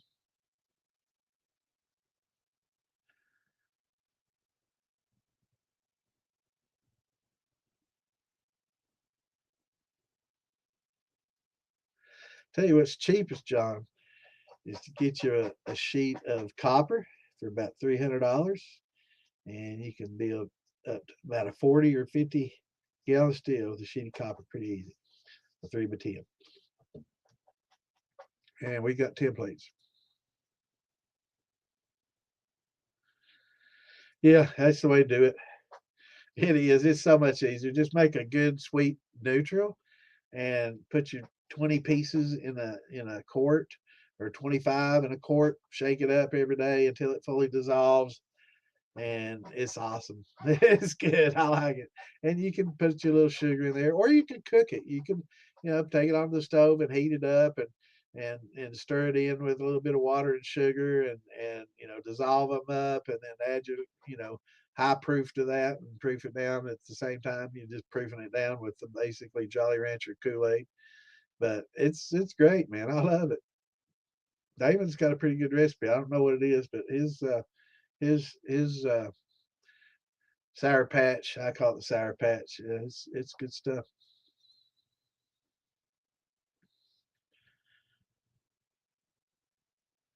Yeah, I was wondering what the Brittany tanks were. I was like, well, it's some high research, man. I don't know.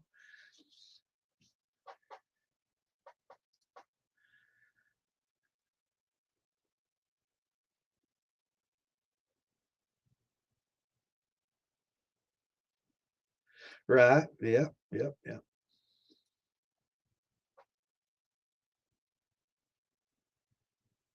And it does. And it does. It's both. It's both. You're using the yeast bed to carry forward yeast and yeast nutrients and what's in the grain, right? So all of it's mixed up. So when you siphon off the grain and you're taking just the clears off, you've got all that grain and all the old grains and the powders and the flours, whatever. It's better to have some crack in there with it because it does help thin it out and keep it easier to filter. But yeah, and that's what it is. Just using the old grain, and you can add supplement new grain. So you take out 10% of that old grain and add 10% fresh cooked new grain to help keep that flavor profile up, and do that every run. Add your back set to keep your pH down and to keep the flavor in there. And absolutely, there's a lot of methods of sour mashing other than Uncle Jesse's. That's not the traditional method, but you can kind of combine the two.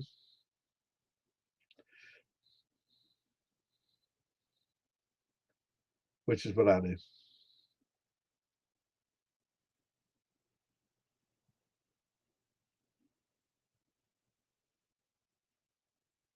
Yeah, it's gonna be so good after a year, man.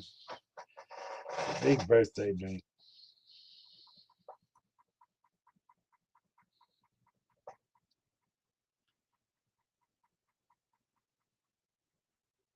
Yeah, they definitely will. When I was younger, we drank a lot of sweet stuff and hunch punch. We called it hunch punch, and we'd just bring in moonshine. We'd have pure grain. We'd have vodka, whatever, rum going into a big plastic barrel, and we'd mix in Kool-Aid and Hawaiian punch and anything else, and just make a big old garbage pail full of alcohol, dump some ice on it, and have a party.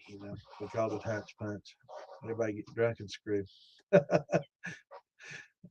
didn't have a lot to do back home, man. We had to create fun. What happens when you grow up in the mountains? It's kind of a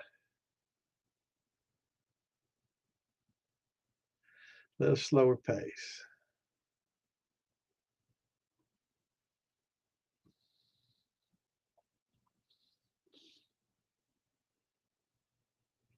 Damn, I'm getting scratchy throat. I'm gonna be sick.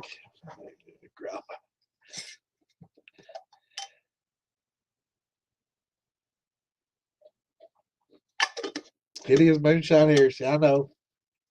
All them old shiner, you ain't no shiner. Saying that, they'd be like, man, a lot of them might have just tuned off. I was just like, never watching it again. Something like that, man. You just lost all respect from them. But times are changing, man. It's not just about us and what we like. It's unless you're just making it for yourself, in which case, it's different. But if you're sharing it with others and marketing it, it's different.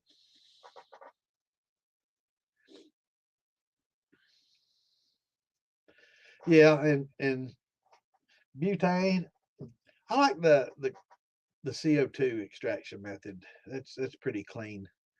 The butane. I just worry about having remnants of that in there because it's got to be some kind of cancer carcinogenic.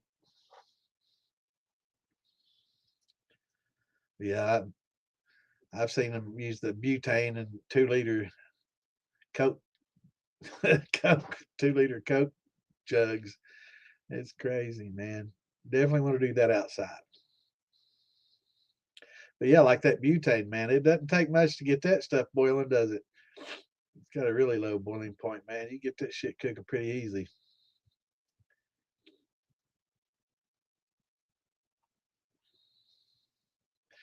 Yep.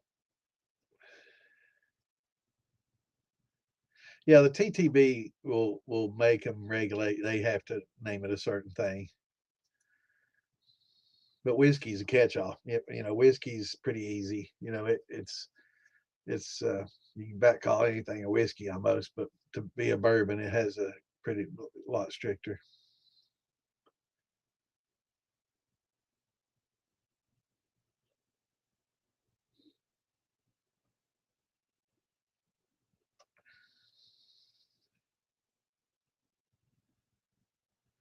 Right. Yeah, when you're using alcohol to extract for weed, you really want to use the highest proof you can get because when you have water in there, you get the chlorophyll, and it makes it green, and it's not a nice honey colored resin. So if you can use 190 plus proof, you're minimizing the amount of water in there and minimizing the amount of green. The higher proof, the more amber and true to color that you'll get. But yeah, if you can vacuum distill that at like 110, 20 degrees instead of 200, you're going to retain a lot of those flavonoids and terpenes and terpenes and a lot of flavors from that. A lot of phenolics, hydrosols. Um, Trying to think of the resveratrol. I can't pronounce it. Resveratrols or something like that. It's the plant matter that you get out of a lot of your fruits and stuff. But a lot of these flavors, and we're going to talk about that this weekend. I got some interesting uh, stuff to go over, and I'm making a little, I guess, text file with some facts copied and pasted from some different sources, and some in my own words. But try to help explain it, and I'm going to post that in the groups so it can kind of follow up with what we talk about in the podcast. That if you want to download it and learn more about it and read about it, and it might make more sense because sometimes I have to read things 2 or 3 times before it makes sense to me.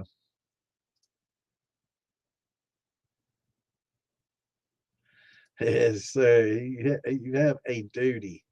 That is your function.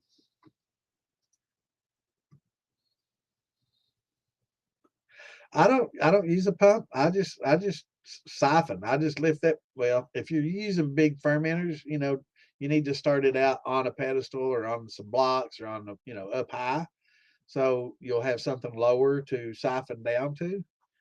Because I like to siphon. I don't like, and I'm used to doing my wines that way anyway. So I got like a 3/4 inch silicone tube I drop in there, siphon that out, and it goes pretty quickly. Just be patient. And got a little clothespin that I'll clip on the top of the fermenter, and I'll just put that little hose right in the top of that clothespin and wedge it in, and it'll hold it right there in place, and it'll hover right above that grain bed or the must bed, fruit bed, or yeast bed.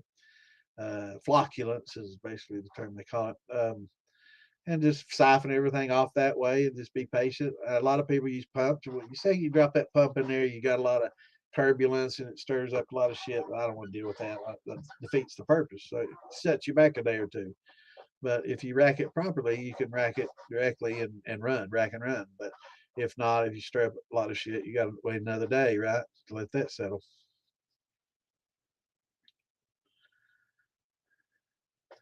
No, but it sounds good. We had Sour Patch. Actually, that was way after my time, and Sour Patch Kids or something kind of new.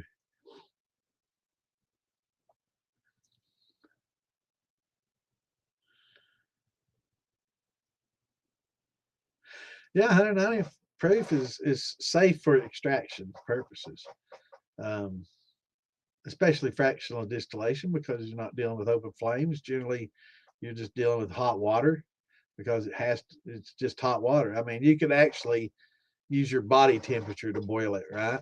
If you had enough with with enough negative atmospheres, you just touch it with your body and it would make it boil. Would that be wild to watch? Just your body heat cause something to boil and feel like Merlin, a magician or something. But yeah, you could literally do that. Yeah, you can use frozen corn. Yeah, absolutely, absolutely.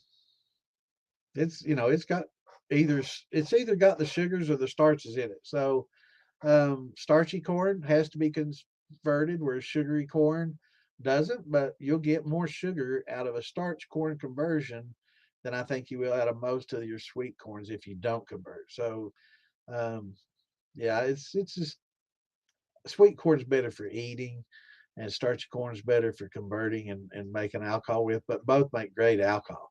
I do like sweet corn, like a corn. What they call cream corn in the thumper or something like that. Helps a whole lot, to or an infuser. Put some cream corn in there, and it definitely makes good corn liquor. It's a good secret. But yeah, you can take. Excuse me. You can. I know I'm gonna get sick, man. That sucks. You can take that frozen corn and let it thaw and puree it, and puree sweet corn, and use that in a thumper or an infuser as well to help get that good sweet corn flavor to carry through.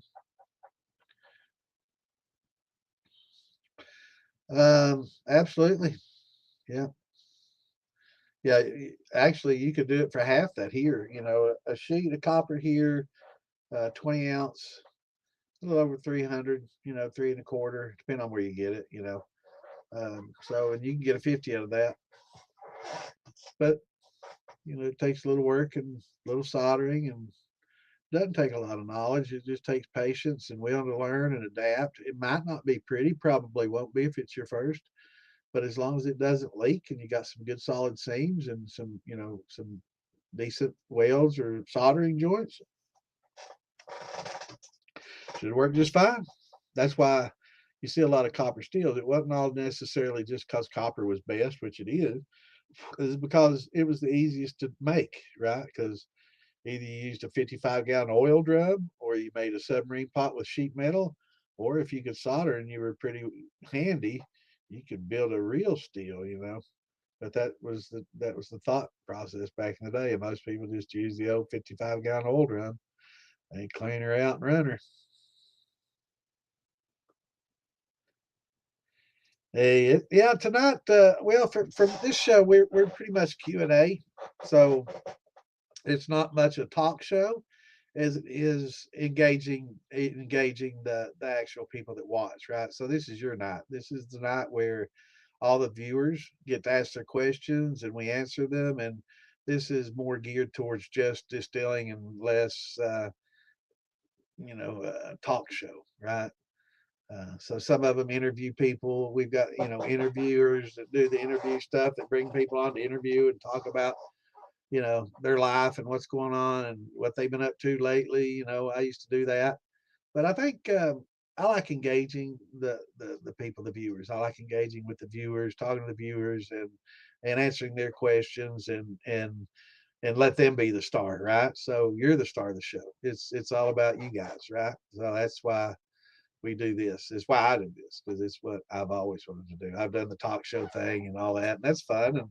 And I enjoyed, getting Justin Meredith and other people on, and from Master Distiller and Distillers and other people on, and it's a lot of. I enjoy it, and I may do some more of that sometime. But I really enjoy dealing with directly with the viewers on a one-on-one and answering their questions and helping them with their hobby. I love that. That's what I'm all about. So that's why I've chosen this path instead of being the talk show host and bring a lot of people on and talk to each other, and you all get to watch and listen.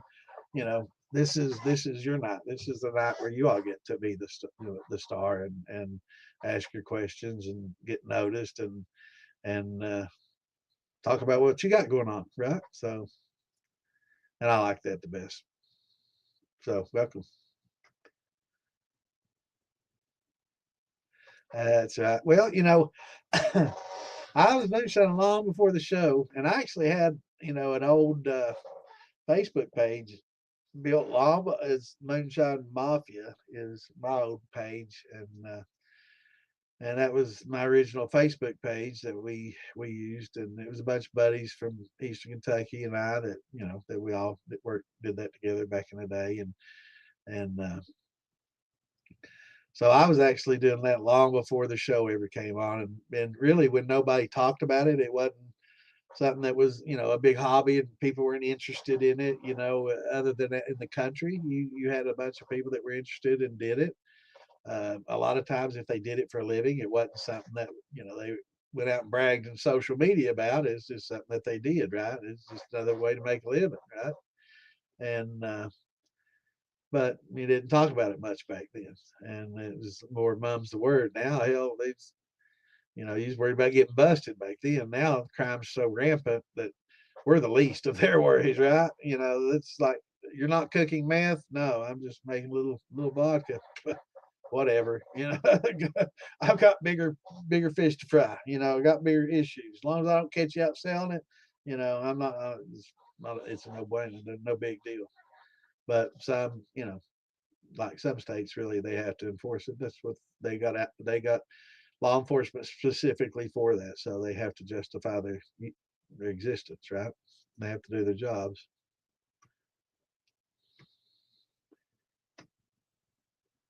You can do it, bro. You can. It's nothing to it, man. I'm telling you, it's so easy. Once you watch it done, just watch popping bait or popping lines.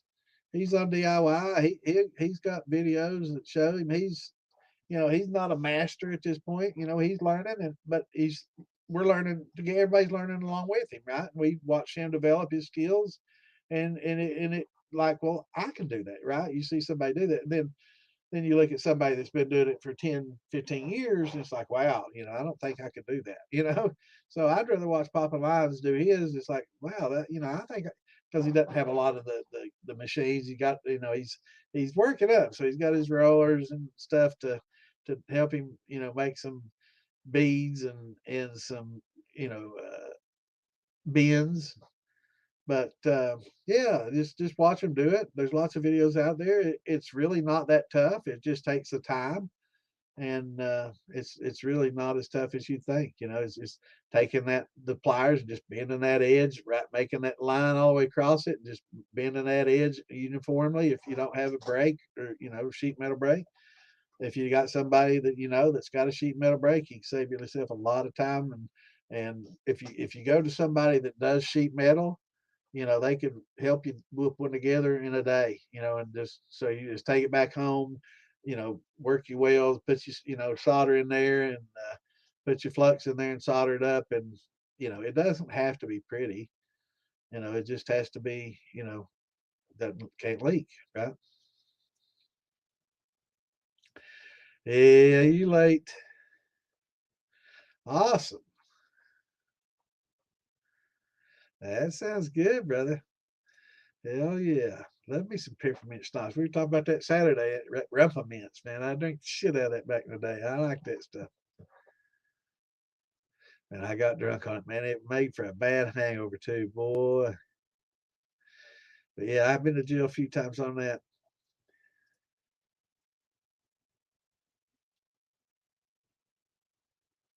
Yeah, you were talking and bragging about that. Yeah, I give out some recipes, but sometimes I leave a little bit of secret or two out of it, right? I'm not gonna tell everything, but yeah, sometimes we gotta keep some secrets. Better late than never, brother. It's good to have you with us, and definitely love me some peppermint schnapps.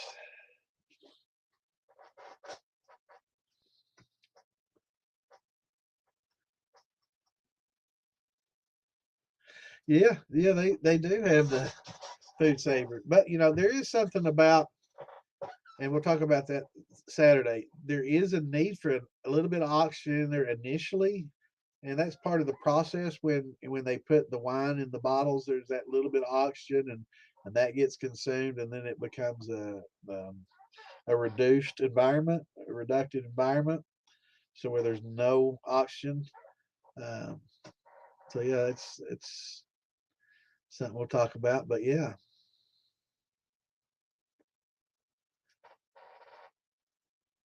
because that's why wine bottles come up smaller, because that you want to minimize that amount of oxygen. You don't want a lot. Oxygen is your enemy, um, but just that little bit is needed, and then it gets consumed rather quickly. And then it's just CO2 after that.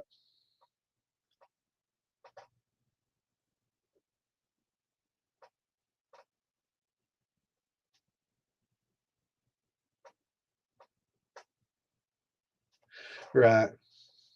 And that's a winemaker's thing. You want that clarity. You want that clearness. You don't want a milky wine. Nobody wants milky wines. But with mixed drinks, you know, it's a mixed drink. So once you start adding flavors to it, it's not a distilled spirit anymore. It's a mixed drink. And I don't care what proof it is, it's still a mixed drink. So but people don't mind it. They don't mind drinking that 90 proof mixed drink that has a little bit of cloudiness in it or color to it. Um, they just like that flavor. Yep, we're here every Tuesday. Well, now Tuesdays. We used to be Wednesdays and Saturdays. Now we're Tuesday, Saturday. So we won't be here next Tuesday, but this Saturday we'll be here. And next Tuesday we're going to be gone before Christmas, and we'll be back the 30th, I think. Wait, that doesn't sound right. 20th, 27th, 20. Yes, 27th. We'll be back on the 27th. So we'll be here this weekend on the 20th. We're going to be gone the 23rd. I got to play Santa, and then the 27th we'll be back, and then on the 30th we'll do our New Year's Eve on New Year's Eve Eve. So we'll do a New Year's Eve Eve on the 30th.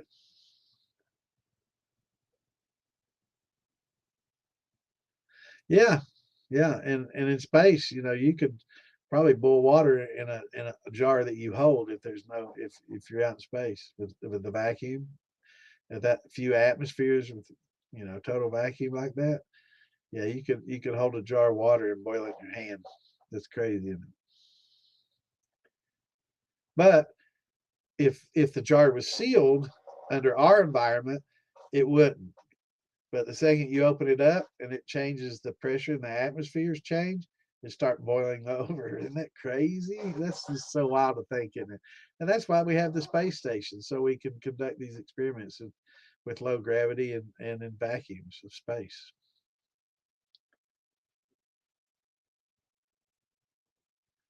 Yep, and you can get bags of corn kernel even cheaper, bro. Just the regular field corn yellow dent number 2. It is cheaper. We've done the numbers. It's much, and this is why the ethanol industry doesn't use sugar to make alcohol. You can get much cheaper to get sugar from yellow dent number 2 corn than anything out there, and it's just the most efficient way. Um, and just using enzymes and breaking it down, it's definitely one of the best flavors. It's much cheaper than buying sugar. It's just a little more difficult. Absolutely. Yes, you can. Yeah, you can get and buy much cheaper. Starting out like what I've got an 18 and a half beaver. I've got 15-gallon kegs now. I've got a couple of 80s that I don't use anymore, but or I haven't used in a long time. But yeah, it doesn't take a big steel, to produce a decent amount. 18 and a half gallon steel. Let me show you a picture of it, and then I'll give you how much they sell for, and or you can get a copper one from Phil Billy, or actually there's a lot of people that buy these. You can get it online or other places, other sources, but yeah, there's a lot of. Let me get you a picture, and I can explain it because I do want everybody that I talk to either get a keg or one of these to start with. If you've got money and you've got a deep pocket, by all means get copper. If you don't mind a little maintenance and cleanup, 100%, you'll be very happy with copper. But this is like an 18 and a half gallon pot. It's got a little football cap on it, and this is a little canister condenser, right? Um, right now you can get that for about 200 bucks, and that's everything you need to start making your wine. You can ferment in this. It's got an airlock on it, so you can ferment in it, dump it out, let it, rack it off, dump out the grains out of the bottom, the must and the yeast bed, clean it up real good, pour the clears back in there, seal the lid up, start cooking it on your stove or on on your turkey fryer, and for 250 bucks, you could be making your own in a week. This is but learning how to make your mash and learning to do that while we're here. But you can't go wrong with that, or just a beer keg, the old beer keg. um, Another cheap easy way to do it, you can just use any standard beer keg, get you a little column, and or you can get a cap like that one and put on there, either way. But a lot of people opt to use this. They're about 150 bucks.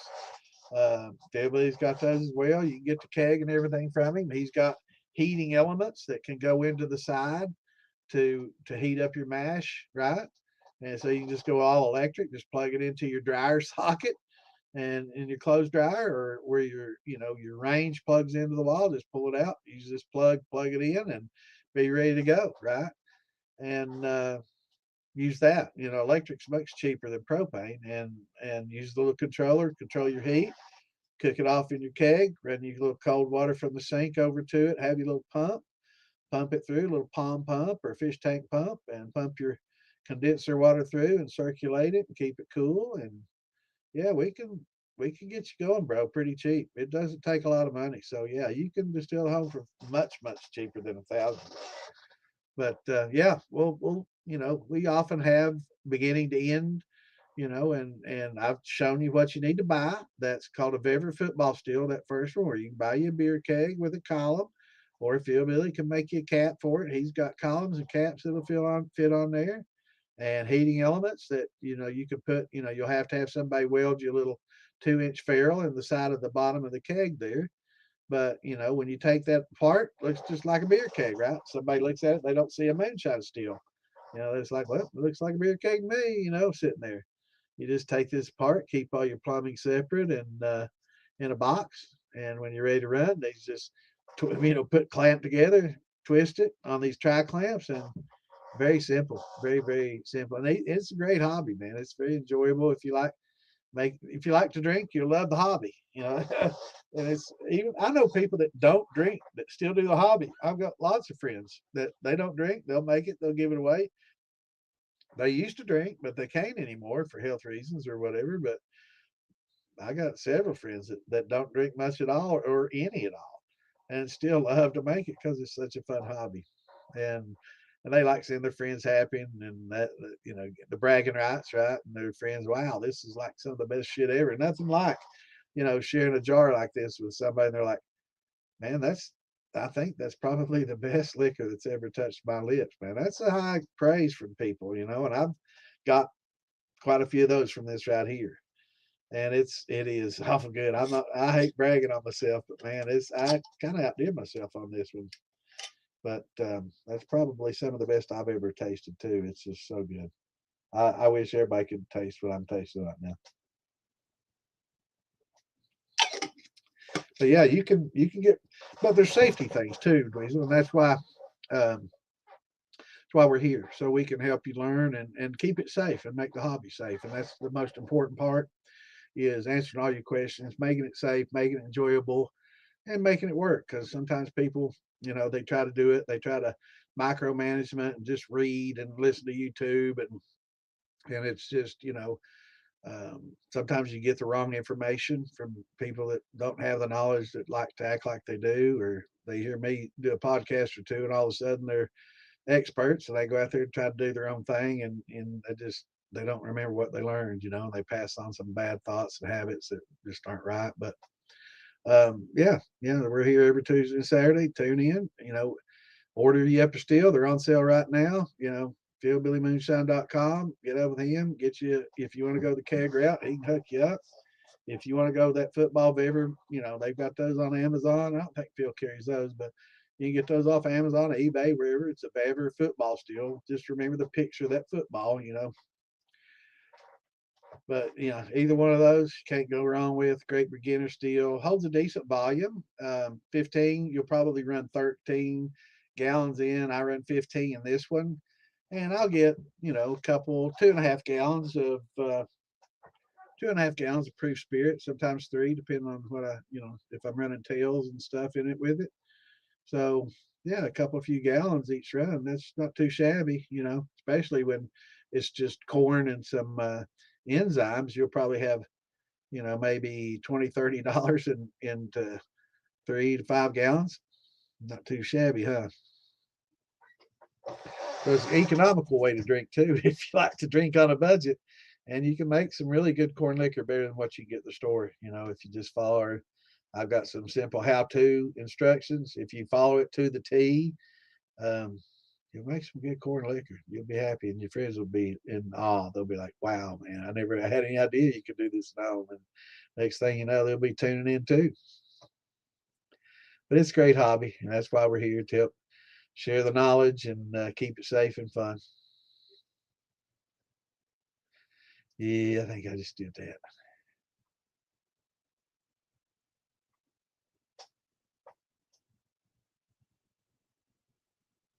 Oh yeah, yeah. I was just saying that for me, it's kind of a waste because I love corn. And if you're gonna buy sweet corn, you're buying cobs of sweet corn. Eat that corn. It's the way it's best. Um, but yeah, you can use it to make liquor. I don't discourage that, but I'd much rather just boil it and eat it than than use it in a mash, because I can get just as good flavor in mash with yellow dip that I could get a bag of 50 pounds for like $7-8. Yeah, it's a huge difference in price. Sweet corn ain't cheap.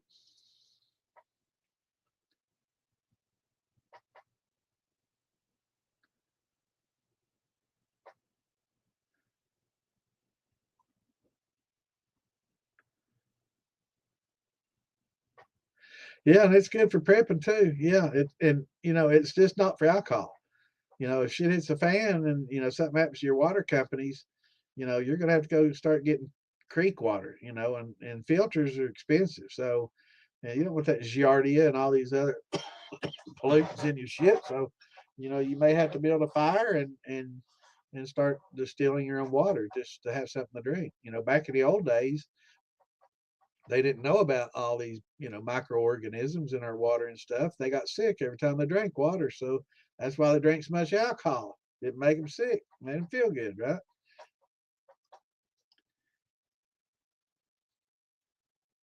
Yeah, 22. I've got 20. Mine's 20 gauge, and if you had I like that heavier bottom. I agree with you 100%. Having that heavy bottom is very important, because that's generally what takes the pound and moving it around here to there, sitting it down, and that requires, it takes most of the pounding, and having that thicker to hold that heat better, and not warp as much. It's good. But 20 gauge is a pretty easy, it's a quite a bit less expensive. The 16 and 20 ounce, I shouldn't say gauge, I meant 20 ounce. So 22 gauge, what is that ounce wise? We may be talking about the same thing. I'm not sure the conversion here. 20,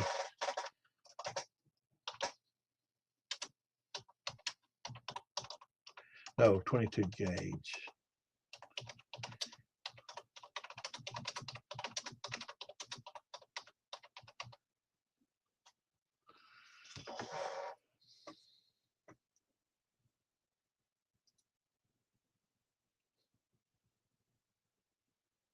Yeah, no. See, yeah, sucks. 16 ounce is 24 gauge. Yeah, 22 gauge is 20-ounce copper. So we're talking about the same thing. I thought so. Yeah, we're talking about the same thing. So 20 ounce is 22 gauge. And that's what you want for sure. You don't want the 16 is fine for the size and for small stills. If you got a 10-gallon, 15-gallon or less, that 16 is okay. But once you get to 20, 30 plus, you really do want to step it up for the rigidity.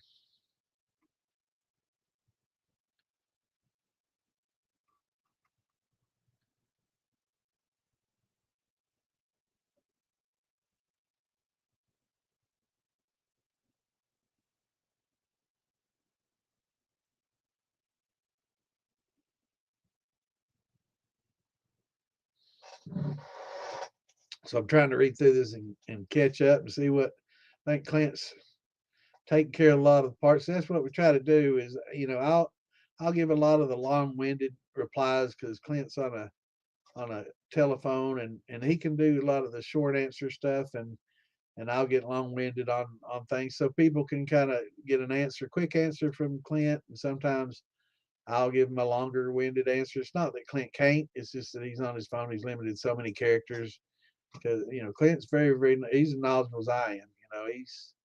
He's been at it a while too. Worked at a distillery, so he knows what's happening, bro. That's why we make a good duo in here. I like what we got going on. Works real well. He's a vital part of the duo.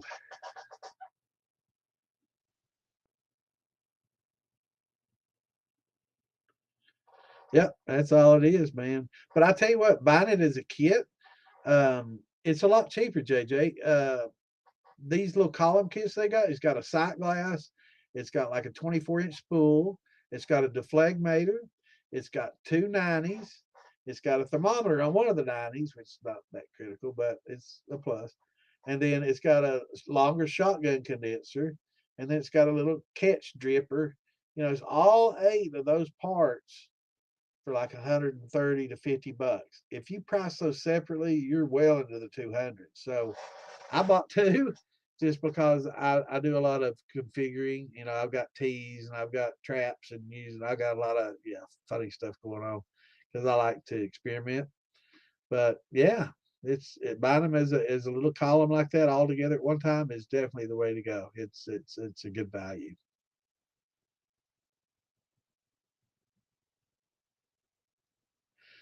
That you were sanded. Wow. I just tend to scrape, I just scrape the char off.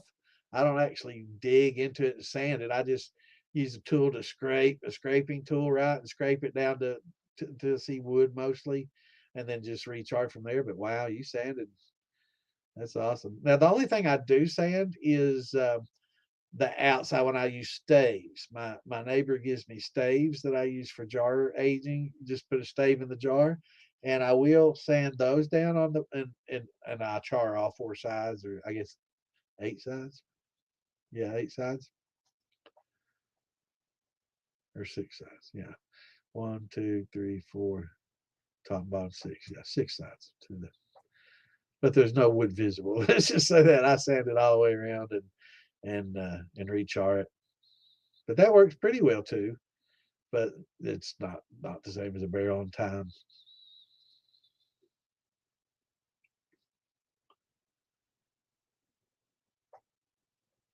Yeah, you can get a beer keg for like 35, 40 bucks on marketplace or around. If you drive by a fraternity house on the weekend, you're liable to find one laying out in their yard and a bunch of people passed out around it. Just liberate it.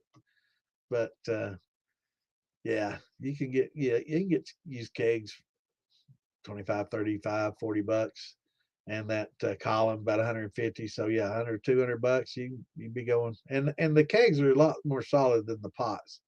But I like the pot because everything's there. You don't have to buy anything else, and it's just ready to go.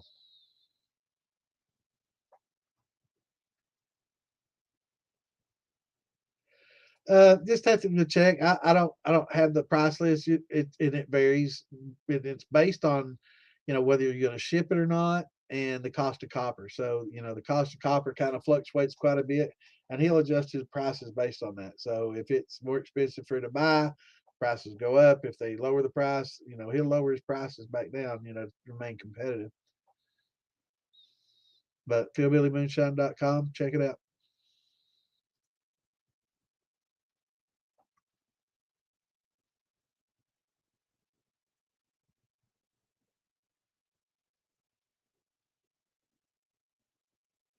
Yep. And they're stainless. The old kegs, the old ones from the 80s. They had some aluminum ones back in the days, but they're all stainless now.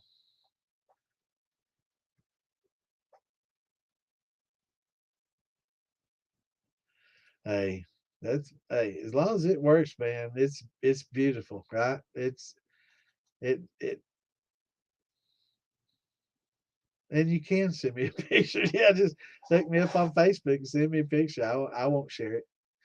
I love seeing what people got going. I love seeing these old third world ones too. I love watching all that stuff and seeing how some of the ingenuity of making their own, and love watching these. Well, I like watching Popping Bates hammer out his stuff, and I like watching these India guys. They use the damn bare feet to hold still with, and it's like, man, I couldn't wear gloves and not get cut. And these guys using their bare feet to hold shit, moving it around and holding it in their lap and hammering that shit out. This ends up beautiful, man. There's some really great artisans out there.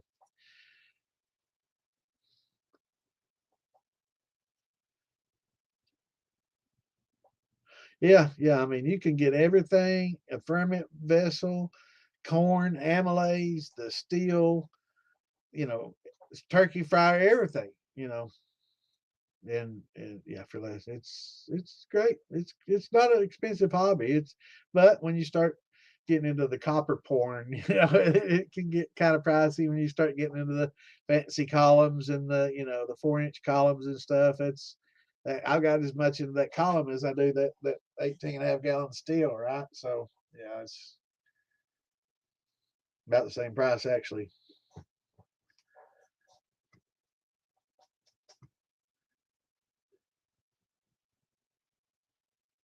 Yeah, and I've got a lot of friends that are the same way, Carpenter.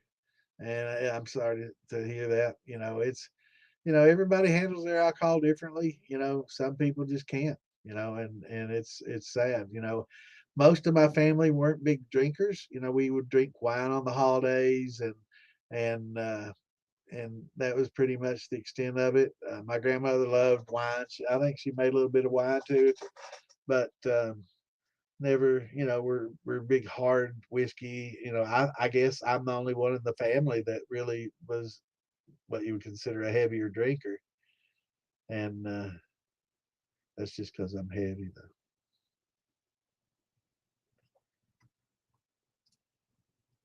I'm a heavy drinker because I'm fat.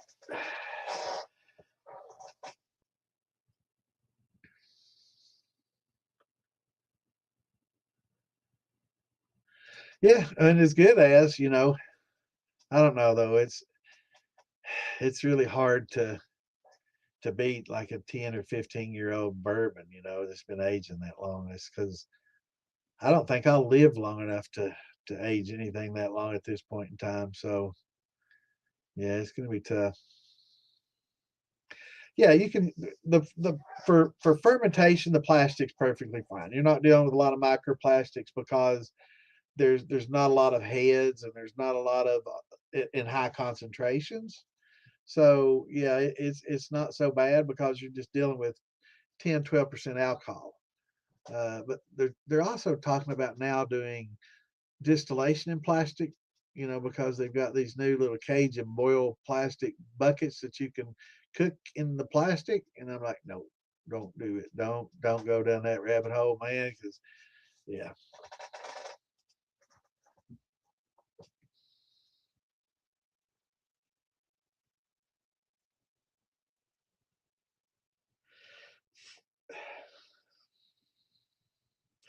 Yeah, I don't, you know, you could potentially do that, but um, when you start boiling the alcohol and you start dealing with higher proofs and stuff, then you're definitely going to start leaching out some microplastics. And you got the higher concentrations, you got the temperature softening it.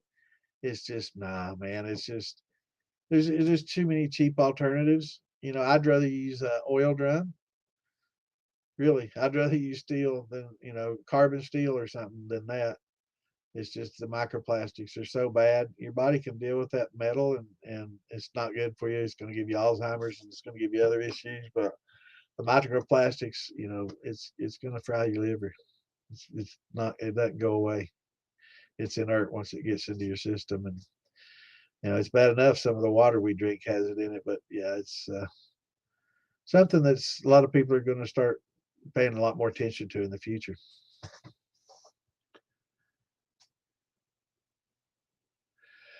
Yeah, you can limit the impact of over oaking by diluting it with more alcohol, and I wouldn't say it would totally fix it, but it definitely would make it much more tolerable, right?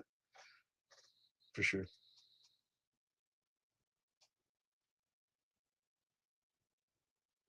Yeah, not at all. Not at all. Don't do it, bro. It's just not worth your health and the risk involved. It's just these steels are cheap. Keg, $35. Hell, the barrels are about the same price as a keg, so yeah, I wouldn't do it, bro. Welcome, brother, man. You're an essential part of this duo, man. It's isn't just a bad Santa show. It's Distilling 101 Q&A with Clint and Joe. That's why you don't see my name in the title. It's not just about me. We all learning from each other and helping each other, and we're sharing the hobby together. That's what we're here for, and to help each other, and we're all learning. We're learning a lot from each other. That's what I.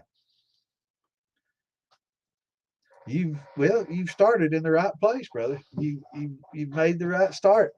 First things first. What do you want to make? What kind of liquor do you like to drink? Do you like vodka best? Do you like whiskey best? Gin, rum, whiskey? That's the first question. But we're going to start with what do you like to drink, and we're going to call you. Well, we're going to call you Tremaine or TB. What do you like to drink, TB? Yeah, you definitely came to the right place.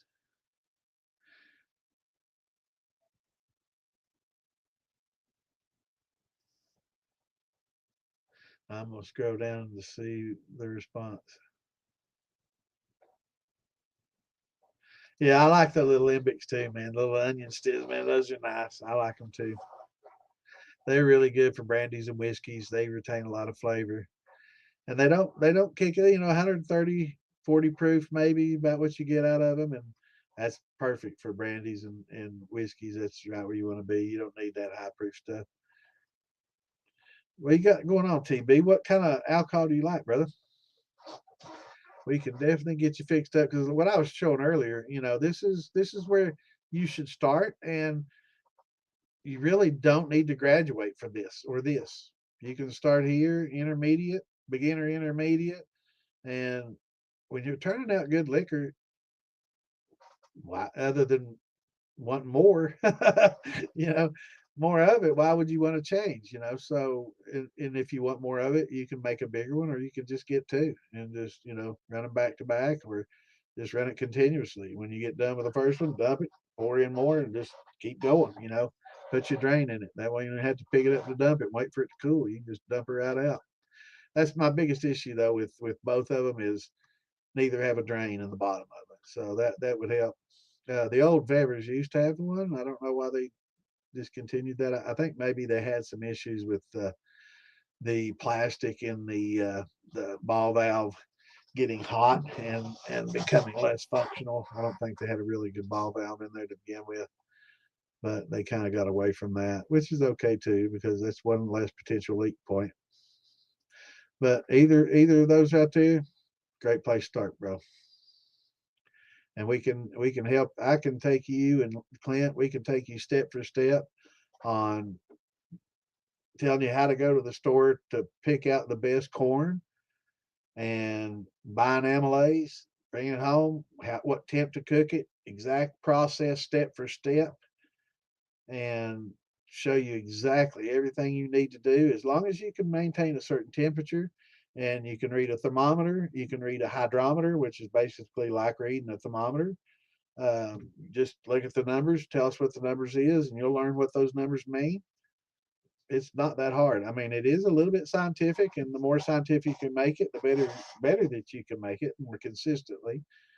But it doesn't have to be that hard, and we make the science easy. Is what we do. We put it in simple terms, and we could browbeat people with really high scientific, big words, long words, and all this, and try to impress people. But I'm not about impress people. I'm here to educate people and make it easy for them. And that's unfortunate when you go to a lot of places to learn. They're more interested on impressing you than they are educating you, and that's not what we're here for.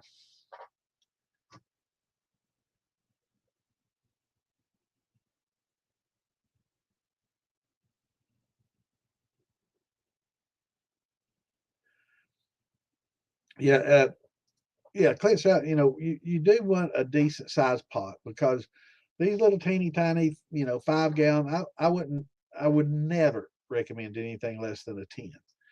Um, I just wouldn't. They're so difficult, especially the little Vever 3 pots. There's so much work going involved just to make them work well enough to make good liquor. And then when you do, it's hard as hell to make the cuts. And then after all the trouble that you went through and expense and time and trouble you went to, you're left with one fucking jar. You could go through the same trouble. You just add a little bit more water and a little bit more corn. How long does that take? A few minutes, and quadruple your production. And it takes as long. I've seen people take 10 hours to distill all the way through their tails on a 5 or 10 gallon stills. It takes to do on a 20 or 50. Running the same way. So it's definitely, if you want to make it worth your while, go with at least a 10 or better. I would never recommend anything less than a 10. 20, 15 keg size, 18 and a half beverage size, perfect. You get plenty of product, you get 2.5, 2.5, 3 gallons, you know, and that's a decent run, and it's good. Yep. And the cheapest is corn, but it's a little bit more difficult, Chris. And you're right. It's for simplicity, sugar, water, yeast, little nutrient, little little crushed coral, or oyster shells to go in there to keep it from crashing. But yeah, it's very simple, and it makes a hot liquor, but it's good. You put it on a column, clean it up a little bit, age it, and get the bottles cleaned off. It's not too bad, but yeah, it's very easy. It's very simple, and I've drank a lot of sugar shine.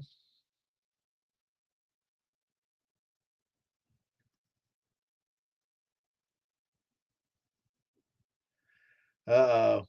I'm telling you, man, it's just, and there's nothing wrong with it. It's just so much more difficult when you have something less than 10 and you're going through the same motions, right? You're cooking the same, it's all the same amount of time pretty much spent, but one gives you a gallon versus three, and it's just, and it's not that much more time and expense to just triple your production.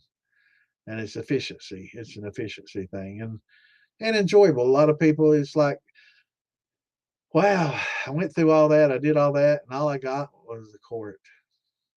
And it's just like, is all that really worth a quart of liquor? I spent all this money. I can just go buy a quart for $15 at the store. So that starts weighing in. I can get that Evan Williams. It's $15-$20 a quart. It's pretty damn good stuff. It's like, how many quarts could I got for that $200 steel and that 300? Just do, and this start adding it all up. It's like, man, I could just buy a lot of liquor. So it has to be an efficiency thing, for me, because I'm that tight.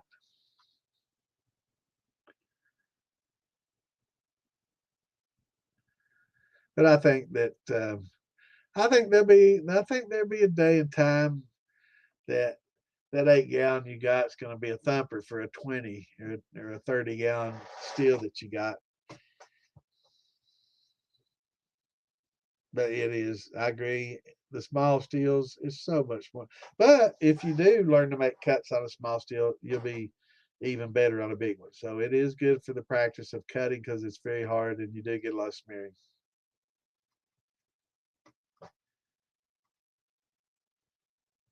You do. You absolutely do, Mash Bro. And you'll use that 5 gallon, it'll become your thumper. Get your keg or one of these favorite footballs, and that 5 gallon will become your thumper, or your infusion chamber, whatever. But it's just so much, and the 5 gallon steels, the 150 you spend on them, you spend 50, 70 more and get this, triple the output. It's just it's just more efficient and it makes better cuts and it makes better liquor. And the bigger the steel you got, the easier it is to make the cuts. And I think because of that, people tend to make better liquor because they try to. Everybody wants to get as much as they can, right? So they kind of cheat, and if you're not aging, you really don't want to get those heads and tails in there. If you're aging, having those low tails or low heads and high tails, like we talk about, is okay. But um, yeah, you can get your keg.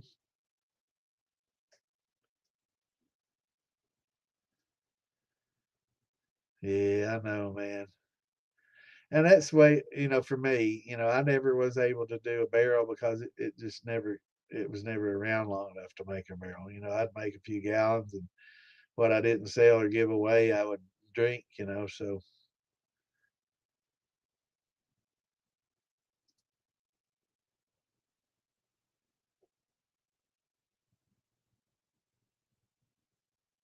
Um, the grain, the grain flavor diminishes with each generation. So if you don't supplement fresh grains, it just becomes diluted and eventually you're just basically back to a sugar wash, right? Because the grain's just not adding any grain flavor anymore. It's just, it's giving up everything it can flavor wise. It's just waterlogged and it's not giving you anything. It's just taking up space.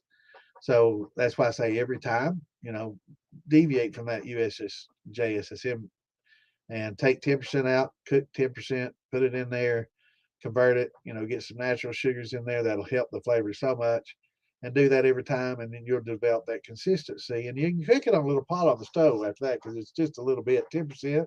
You were talking, if you got a pretty decent sized stock pot, you can cook it, whip that up on your stove. You don't have to go out and break out the garden hose and the turkey fryer and all this stuff. You can just go in on the stove and easily, cook up. Then you can throw a little oats in there with it and help soften it up some. It's awesome. Yeah.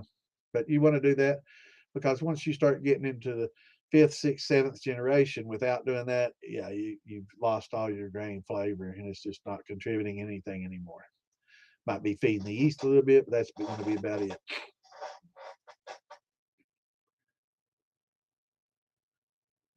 Yeah, I love that. I love that little bever. It's so handy and it's lightweight. Um, Good little stainless pot. I will say probably wouldn't be the best for putting like on a fire or some, coal fired or something like that, something really hot, probably cause it to delaminate. I've seen some delaminated from that. So it's fine on a turkey fryer or on the stove top. If you have a proper stove or a gas stove, it works just fine. Is it? I tell you what, man, I started out on a small little on a pressure cooker actually. I don't know, is many quart that was 32 quart maybe or something like that. It wasn't huge, but it was is probably I'm guessing maybe 3 to 5 gallons. Yeah, it was small and it made shitty liquor that I scorched half the time and it was all smeared up and I drank a lot of heads and we didn't give a shit. We was kids and we didn't know any different and we made our own liquor and we tickled to death. We got drunk. Right, right. Yeah, it's just not. It loses its character. It's basically after that you're just making a sugar wash and it's not getting any flavor. So just supplementing 10% each time will definitely, get it to where you can do it all summer long. Just keep adding to it, getting the pattern. Check your pH. To how much back set you're going to add. Add that hot water and sugar, not hot water. I should heat up some water, melt your sugar, let it cool. Add that because you don't want to kill all the yeast off. If you add that hot water to it, it'll kill your yeast. If you add hot back set to it, it'll kill your yeast.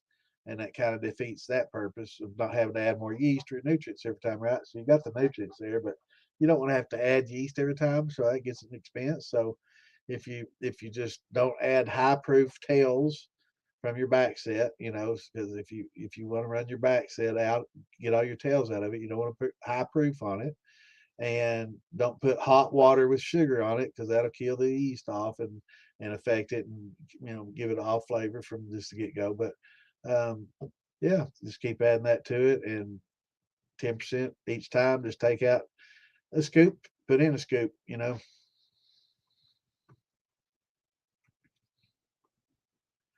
Yeah, and just get it done, man. It's just it's not join up the DIY Shine and Steel Building on Facebook, and in the file section in there, I've got a little how to, and it take each step by step how to make a simple corn mash using amylase. You'll need to buy you some high temp amylase.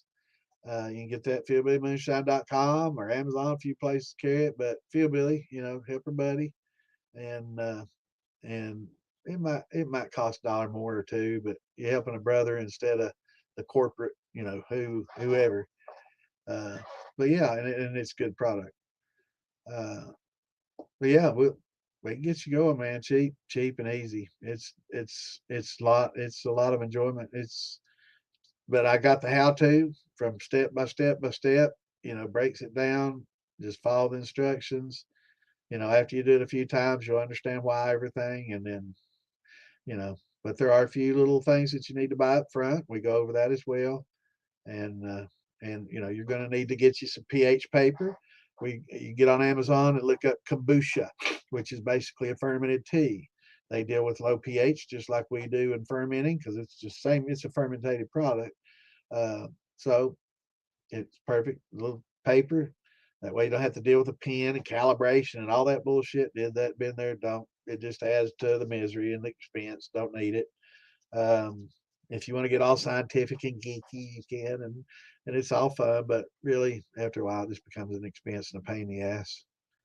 So the papers are simple. Dip it in there, look at it, match the colors, throw it away. You're done. And I got tired of cleaning it with distilled water and calibrating it and adding the calibrating solution to calibrate. And it's like, fuck all that, $9 pen. And I'm spending the same on a big wheel of paper. Just tear off a little half inch, put the tweezers on it, stick it in there and swish it around, pull it out, match up the colors real easily. Boom. And in fact, I'll show you on Amazon, I'll show you a picture of it. But it's real easy. So you'll need that. You'll need your hydrometer, which is a triple scale hydrometer. And we can, I should add pictures to that how to. I guess I could do that. Um, Add some pictures to show you what I'm talking about and what you need to get. But yeah, we can get you rolling, brother,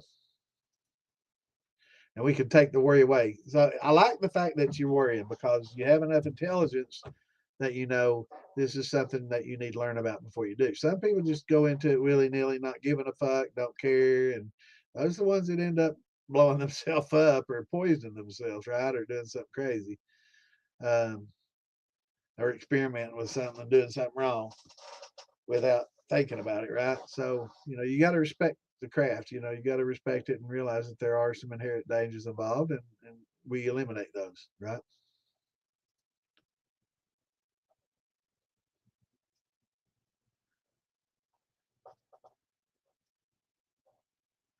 We can definitely hook you up on the neutrals for sure. Yeah. What's going on, Irby? Good to see you, brother. Cheers. I think that's about like, isn't that's basic same thing as calling shots. I'm pretty damn sure that's what he said. Cheers, brother. or I don't know. I'm assuming a gender by the name there. It could be a Herbie, or Herbie.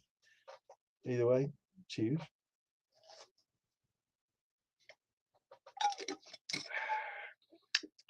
Man, I need to slow down on that. I need to drink it up. I won't have any more to drink. He does have really good quality amylase. Definitely. Now, I've heard a lot of people getting some off Amazon that just they had to use a lot more because it's probably been there a while.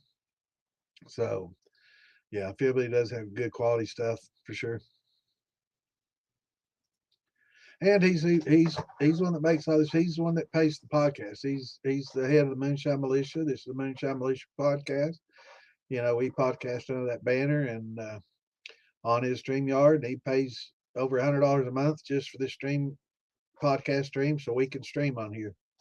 And he doesn't get on here and do it. He does it for us. So yeah, man, I enjoy helping pay him back for that.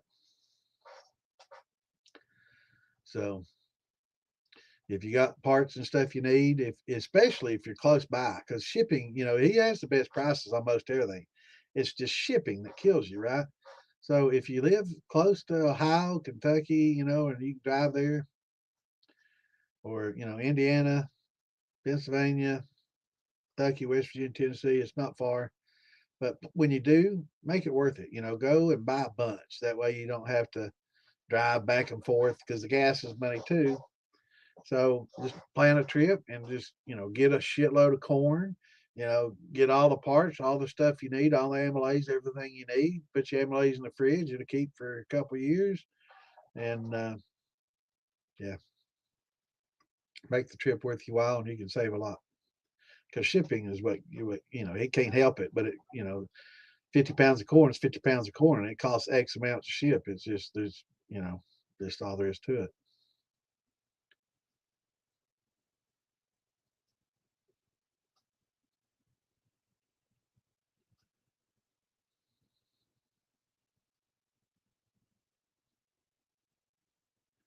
$25. This was I'm gonna pull it up just because you said that. But it's like $12. It's kombucha and it is accurate as I need. It's awesome. I love it. And actually I couldn't find my roll. I looked everywhere and I couldn't find it, so I bought another one. And of course, right after the fuck I did that, I found the old roll. So now I have two, but it'll get used. Keep in a cool, dry place and a cool, dry, dark place, and it won't fade and it'll last forever. Let's see. I can search it real quick on here. pH.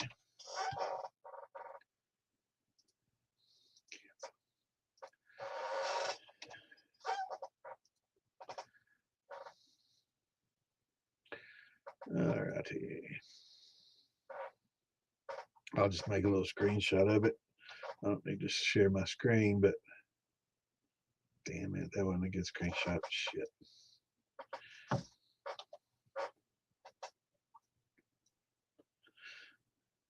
Oh, it's gone down in price a little bit. Good time to order, folks. I'll make sure this doesn't have any of my private information on here. All right, it doesn't.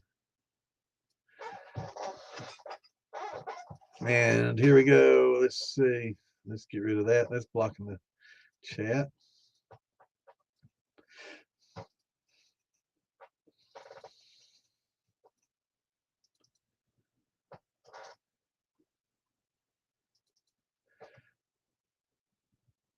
There we go. Hydrion, and it's 15-foot roll, and I guess 15 times 12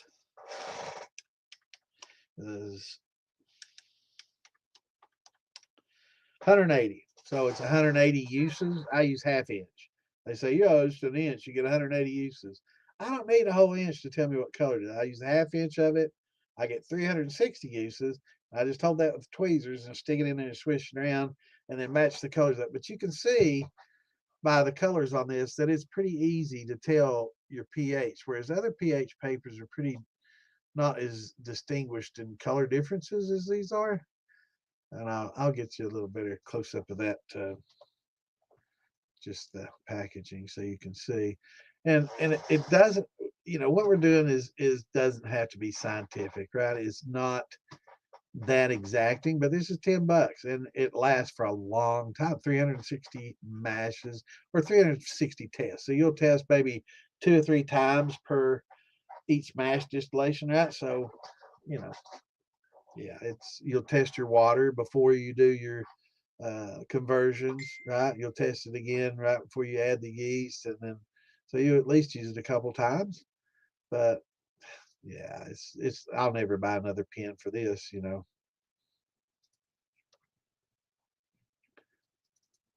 Yeah, this will be a little better. So, you hold it up there, it's 5.3 is kind of green to medium green.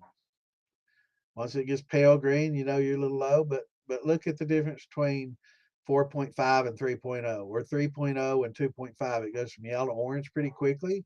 So it's accurate enough to when we can tell when our yeast is going to be stressed. If it starts getting into the oranges, we know we should have added those oyster shells like Bad Santa said. We didn't add them. Now we're in the orange. We're out of the greens and lime greens and lemons. But yeah, it's very easy to tell the differences and works great. I highly recommend it for $10. Well, money well spent.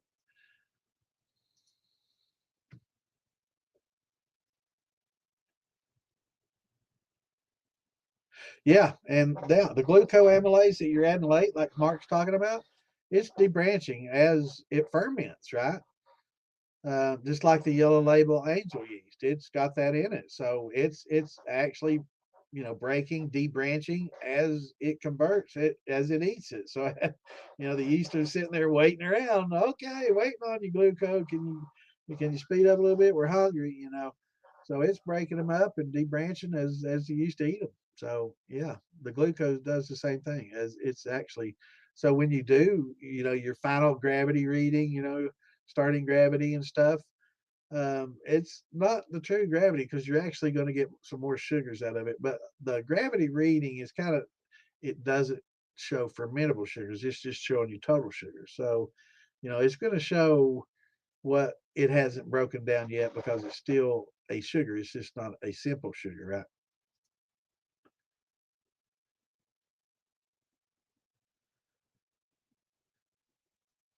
Yep. You want to put your deflag and condenser on there too because you want to clean them up as well.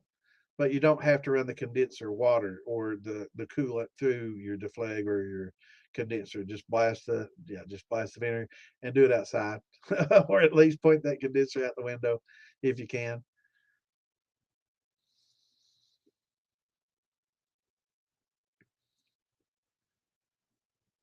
I know it gets us all, man, and it does it on words that were, it's yeah. Clint is Captain Spell Check.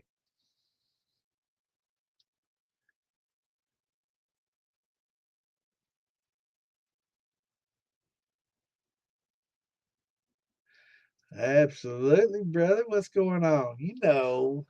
They're acting like he's a newbie here. How's it been going, brother? Hope you and yours have a good holidays, my friend. Acting like he's just coming for the first. Can I ask my question? uh, Actually, that's why I preach the. I'm glad you asked. I was just talking about the crushed oyster shells. So if we use those, it would probably pretty much 9 times out of 10 or 10 times out of 11 eliminate the need for that. But when pH does get low, it's much better to stress the yeast with baking soda or better yet pickling lime than to let the acidity just get low. Now, one thing that we have to understand is during the fermentation process, the acidity level is going to decrease, right? So that's not a bad thing, and it's not something that we want to keep it at 5.3 the whole time. So we're going to add this and keep it at 5.3. That's no, don't do that. It's going to naturally drop as organic acids are created. That's just part of the fermentation process. So don't do that.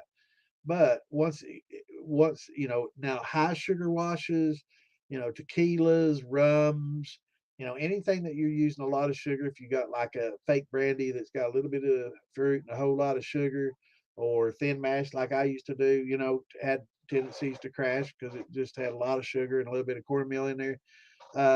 Yeah, using those crushed oyster shells will help immensely, and it'll help prevent that because it buffers it.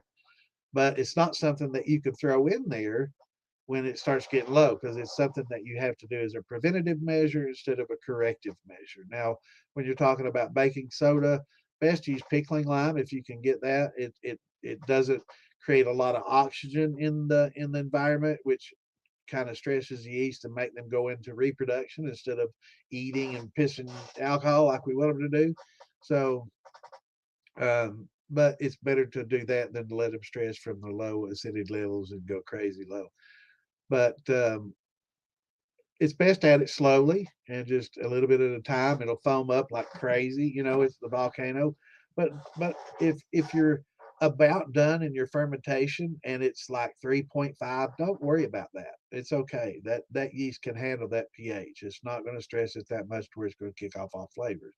If it gets below 3, then Houston, we have a problem, right? And especially if you're early on in fermentation, like sometimes, in the right in the very middle of a sugar wash, it can crash like that. And if that's the case, then yeah, you're going to have to add some pickle lime, and it's just add it as you need to finish off you know, to finish it off, and that way you don't add too much because it's just going to go back down again.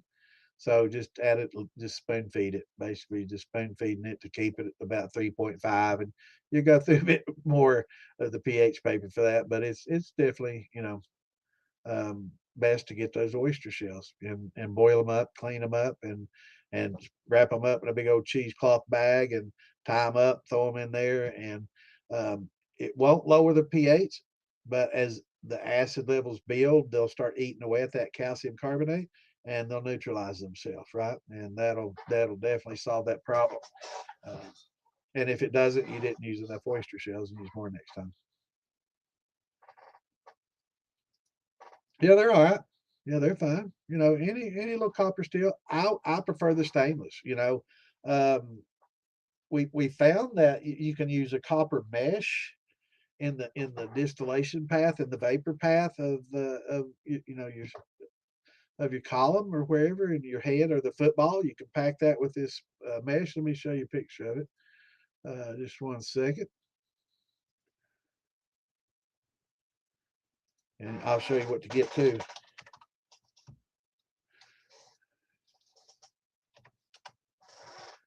This is definitely the good stuff. I've bought it a few times on here, so you can look it up by this screenshot. This is off Amazon as well. I don't think Phil has this either. Currently unavailable. Oh shit!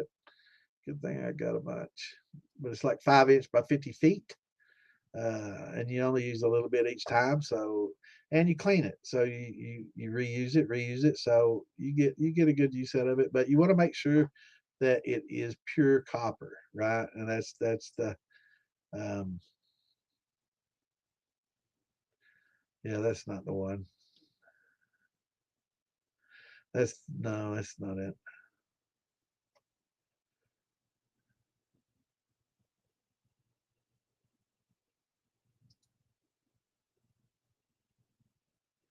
Yeah, you want to make sure that it says pure copper.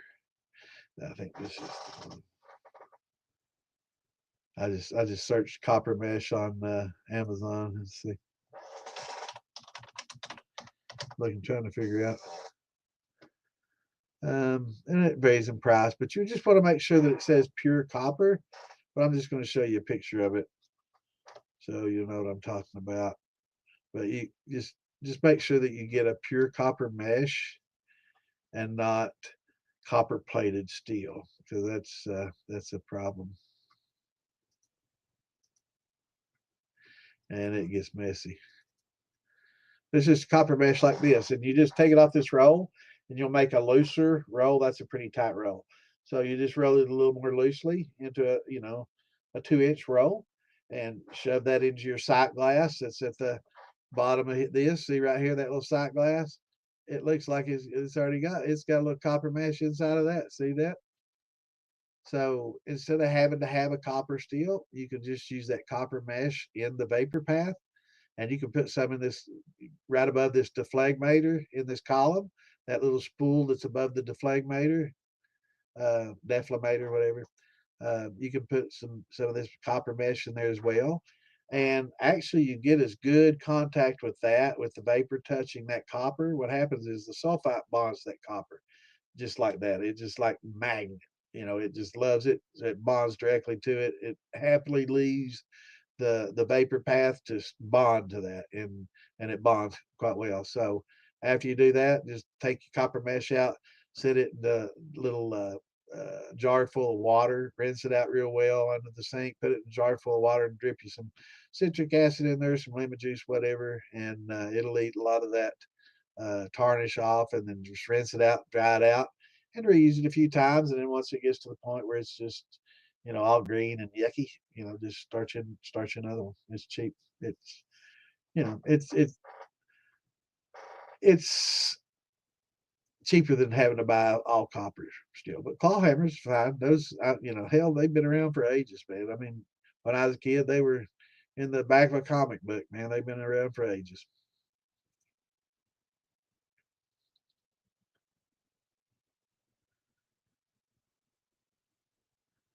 Yep,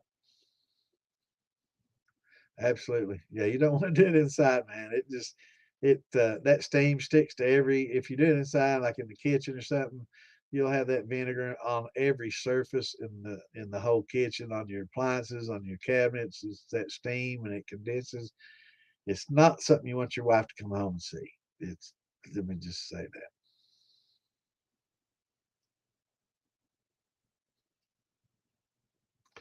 Absolutely, it'll definitely mature. Well, when it's pure like that, I'll take that back. When it's pure like that, it will age, but it's not. There's not a lot of water. There's not a lot of oils. There's not a lot of other things in there because it's pretty much pure ethanol at that point. So you're not going to, and that's ABV. That's 96%. So that's as high as you can get pretty much without being in a vacuum.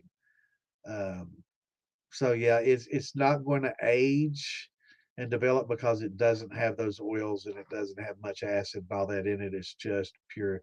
You don't have much heads, and you don't have much tails in there because it's just pure alcohol. No water, no hydrosols, no other things, no phenolics. There's no reservatols. There's no hydrosols. There's no nothing in there.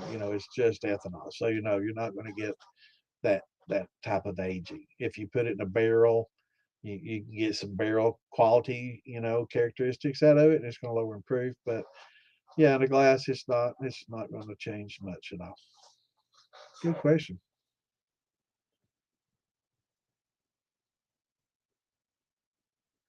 Right. Yeah, the sodium, yeah, the yeast just don't like that sodium. Sodium will kill yeast. That's like sodium benzoate is a preservative used to, keep yeast and funguses and bacteria from building up, right? That's a preservative. And yeah, so sodium's no bueno. But if pickling lime, definitely it's better.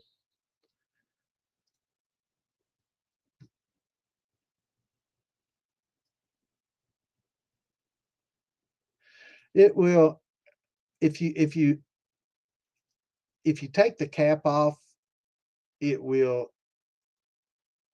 absorb moisture out of the air. If you can follow me, that's why pure 200 proof alcohol can only exist in a vacuum, all right, or in a sealed container, because once you open it up and expose it to air, it's what's called a hygro, hygro, not hydro, hygroscopic, and it's like a desiccant. It starts absorbing moisture out of the air. That's why when you drink that pure grain alcohol that's 190 proof, that's why it parches your throat and your skin and everything that it touches so much, is because it's sucking the moisture literally out of your skin. And it's hazardous. It's not safe. So that's what's happening. So when you open up a jar and air it out like we do to air out the higher volatiles, there's no higher volatiles in there. This is pure ethanol at that point. And So you just evaporate the alcohol and in bringing in water. And when you do that, that will mellow it out. But I don't think it will get any smoother or change much at all, because there's no esterification going on in there. There's no chemical processes going on because it's pretty much just pure. And you really need these other things in there. That's why I talk about aging, how you need to hint into the heads a little bit and into the tails a little bit to get those acids, and those oils to esterify to create. And we're going to talk about that a lot this weekend. So definitely tune in on this weekend on the 20th, and we're going to go into a lot about the aging process and what aging does. But yeah, with a pure product like that, you're not going to get a lot of aging per se.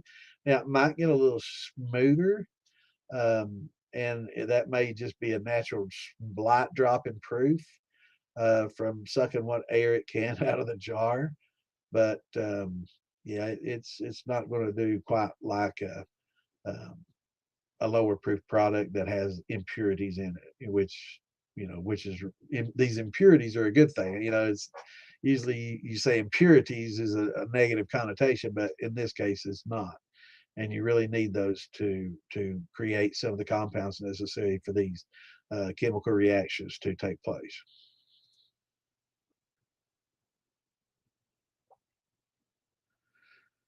It's not stuck. If it's in the high fives, low fours with and even with bread yeast, that's not stuck. So it's probably a temperature thing, Red. Um, yeah, it's probably a temperature thing. Don't worry about the pH is fine in the fives and fours. Don't worry about it unless it gets below 3. It's fine. Temperature, I would say, is 99 out of everybody that gets stuck in the fall, winter is that it's just colder than they think it is, and it's just slowing down because of the temperature. So it's not stuck, it's just slowing down unless it's below 70 degrees and into the 60s, in which case it may very well be stuck and just dormant, not so much stuck, it's just dormant. But check your temperature and tell us what kind of yeast you're using and the temperature, and that's going to be based on that. We can tell you what the best temp's going to be, but 9 times out of 10 this time of year it's just temperature. It's not your pH at all, especially if it's in the fives and fours. It's not. Don't worry. Don't put that in there. And when I say when people get said, okay, you want 5.3, you want 5.2 or 3, they think that it has to be that throughout the whole time, and a lot of people don't explain that's the starting point. So it will naturally get more acidic over time, and that's not a bad thing. That's actually a good thing because as it becomes more acidic, less and less bacteria can form, which allows it to be a cleaner product without the bacteria and other funguses and other things, starting out. So we want that. So that's the environment that we want to create. Like when you can a lot of vegetables and stuff, if you don't have tomatoes or other things in there that are bringing the pH down, you literally have to add citric acid to it to preserve, right? And it's the same thing here. And that's why to keep these things from building up and developing bacteria and stuff. So yeah, you got a temperature issue 9 times out of 10, bro. Check your temps. Let me know what temperature it is. Yeah, they suck, and you have to keep checking them and calibrating them, and just I gave up on them. I don't know how many of them old yellow 995 pens I bought off Amazon and used those, and they were good for 4 to 6 weeks and then a few months, and then they weren't so good, and then some last you almost a year.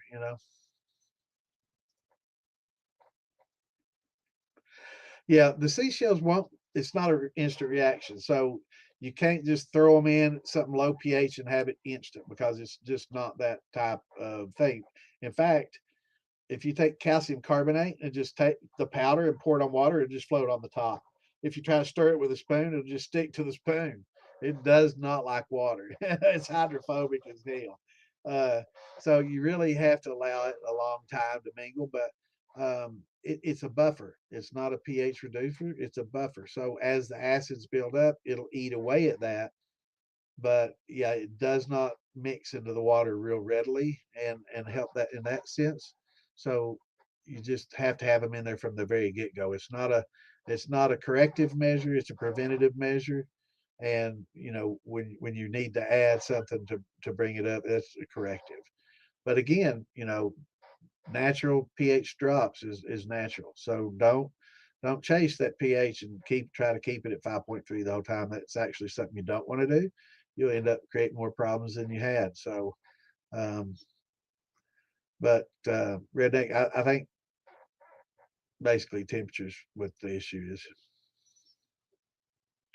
So get a little oil field. If you're inside, it's just in a cool area of the house or something. Sit a little closer to it. When it gets you a little oil field heater, and I love those. I can set it. I can get them big 40-gallon barrels full of corn mash and set that thing in the middle of 3 or 4 of them. It'll keep all of them warm in the room too. So at the same time, you help heat the house and keeping stuff warm, but also put a little something underneath the bottom of them. Even if it's just bubble wrap or wood or anything, keep it off that concrete floor. That'll help keep that cold from transferring from the floor too.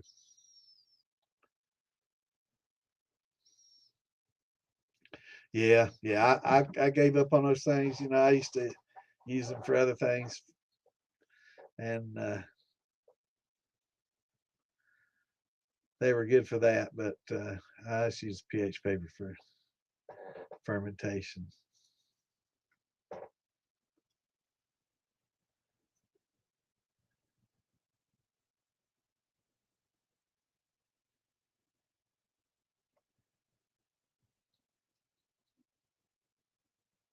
Oh, you'll definitely have them left over because it just eats away what it needs. So it just barely lead away at them. So when you get done, just rinse them out real well. Take them and put them in a little bucket, rinse them, mix them up real good, clean them up, and you'll be good to go for the next time. If you feel bacteria may build up, which they can, you can just boil them up right before you get ready to use them, and let it cool as you're doing your other things. You can boil that as you're boiling your water to mash with, right? The whole pouch and all, and cheesecloth and all. Just dig it out of there and set it off to the side and do your mash thing. And when you get done with your mash, just throw them right in there, right? Or whatever you're cooking up. Even if you're dissolving sugar in hot water, you got to get it hot. Throw that bag in there, let it get hot with it, kill everything off that's on it.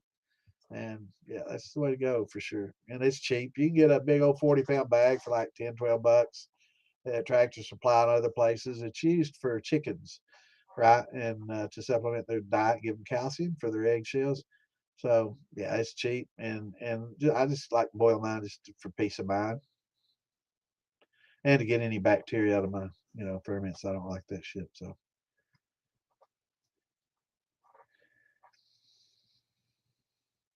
yeah, I can't stand them. Well, I used to grow a little bit of weed here and there from time to time, so they were great for that, because I needed a little bit more exacting numbers. But I went through a lot of pens, doing that. But for mashes, it's not that critical, I just but it was for the hydroponics. Yeah, it's critical that I keep the pH at a certain level.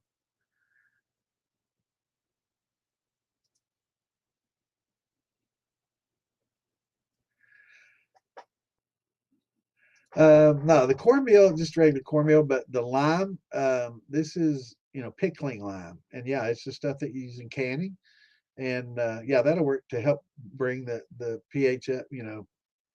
Um, the pH up if it gets acidic, but best to use the shells if you can. Hey, Miss Tammy, I was wondering about you. You on here late? We are on here late. We're gonna have to cut this off. It's getting late, and we going a little over. I think we get shut off by 10 tonight, but I love it. As long as we got questions and we got activity going on, man, I'll stick around a while. Hell, back in the old days, I'd podcast till the next morning, man. I was just get drunk, go on and on and on till 8, 10 o'clock the next morning. People come on, are you still on here? Hell yeah, man. People, oh, they're still asking questions. Yeah, but yeah, I try to cut it off now.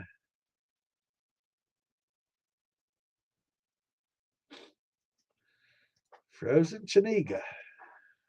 I don't know. Frozen Chaniga, man. That's a new one on me. I love that spill check.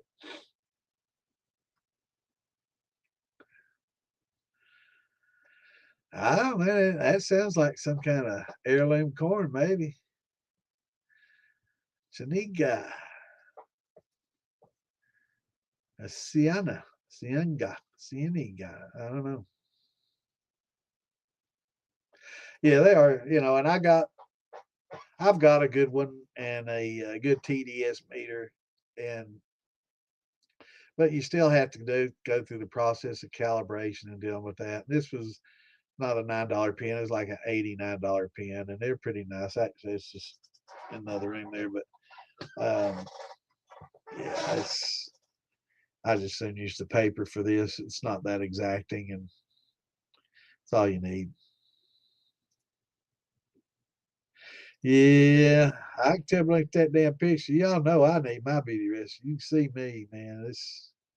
I definitely need it, especially if it helps me grow some hair back. Yeah, my old lady gets up at that time too, JJ.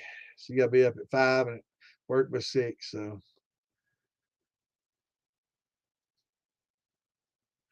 yeah, yeah. Anytime you got a fermentation that stinks, you got butyric acid. That's a natural.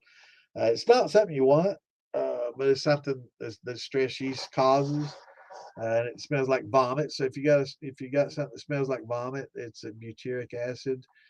Lactic acid can sometimes smell that way as well. It smells like spoiled milk. It's lactic acid, lacto, and so yeah, yeah. I tell you, Wayne at Ozark makes a really nice sub pot. He makes a real nice. He does some really high quality work. Uh, he makes a really nice stainless sub pot. Actually, some of the best I've seen. He does real high quality work. So if you know Wayne at Ozark, he's definitely want to get up with if you're looking for a little stainless sub pot, or a lot of other parts too. He does fine work. He does high quality work. He's definitely a craftsman. His seams, I got a whiskey thief and a funnel off of him. You can't even see the seam in that funnel where he soldered it. He did like a butt solder and a polish. You can't even see where the seam is, man. That's how fine the work he does, man. I mean, you have to get the old, and give it that to even find it, right? He does real good work, man. Overkill, really, probably. But hey, if he's willing to get that anal and put that type of quality into it, damn sure I'll definitely buy it every time. So he definitely some of the highest quality work you'll see in the industry.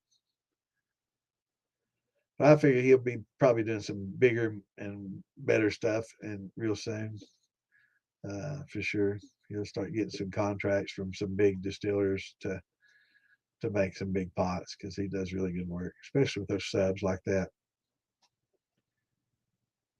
We talked about putting an agitator. I keep trying to get him to use this magnetic drive. That way you don't have to worry about a pass through and a hole and having the gear and all that. Just using magnetic on the outside and a wheel on the inside. That way you don't have anything except of course it'll have to have a shaft welded in that it spins on, but you can use that magnetic through it and not have any protrusions.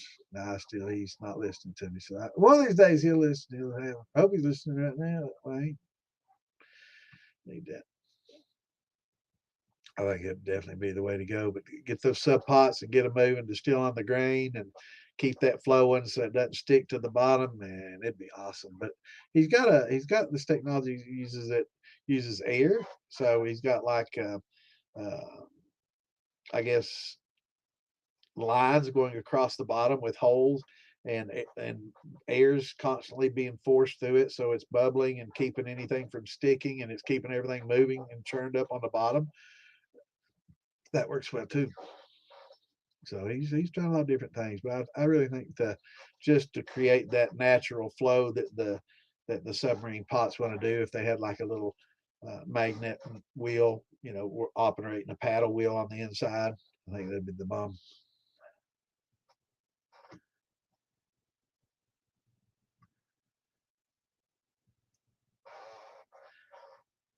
And Mark's going over there right now. I'm just scrolling down to you, brother.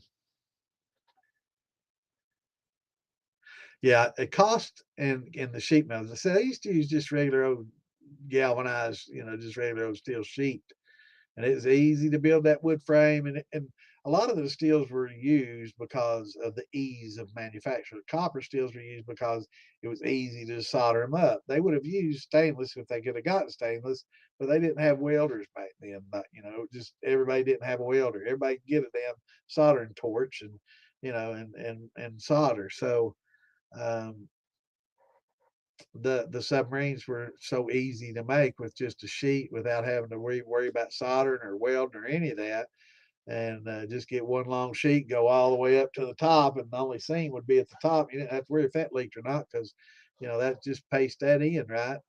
So you just solder it and glue it.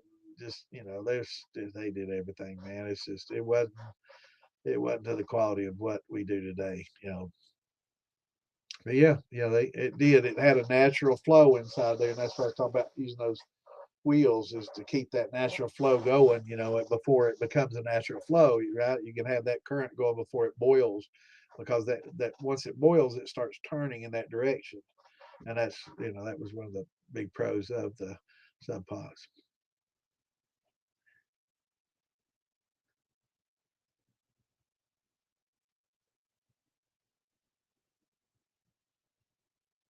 Yeah, and it's the way to go. It is. Just throw them in there, and it's a preventative measure. It won't.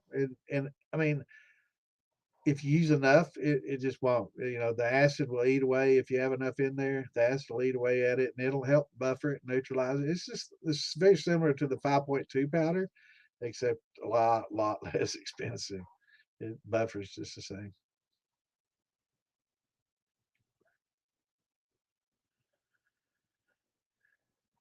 Yeah, only if they're used right. Got to be used pantyhose. You can't use the foot part, man. You got to use the top part, right?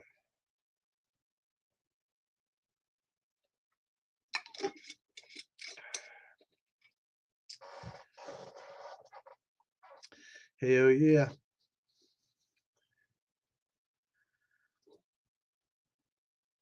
All right. All right, we're at 11:30. We're gonna have to call her a night.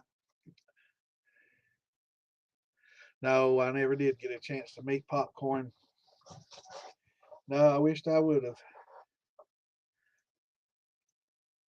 Sure wish I would have. We'd had a good time. I can tell you that. Me, him, and Digger, and all of them. We'd have partied down. I was a wild man when I was younger. Believe it or not. Yeah, I used to. That's right.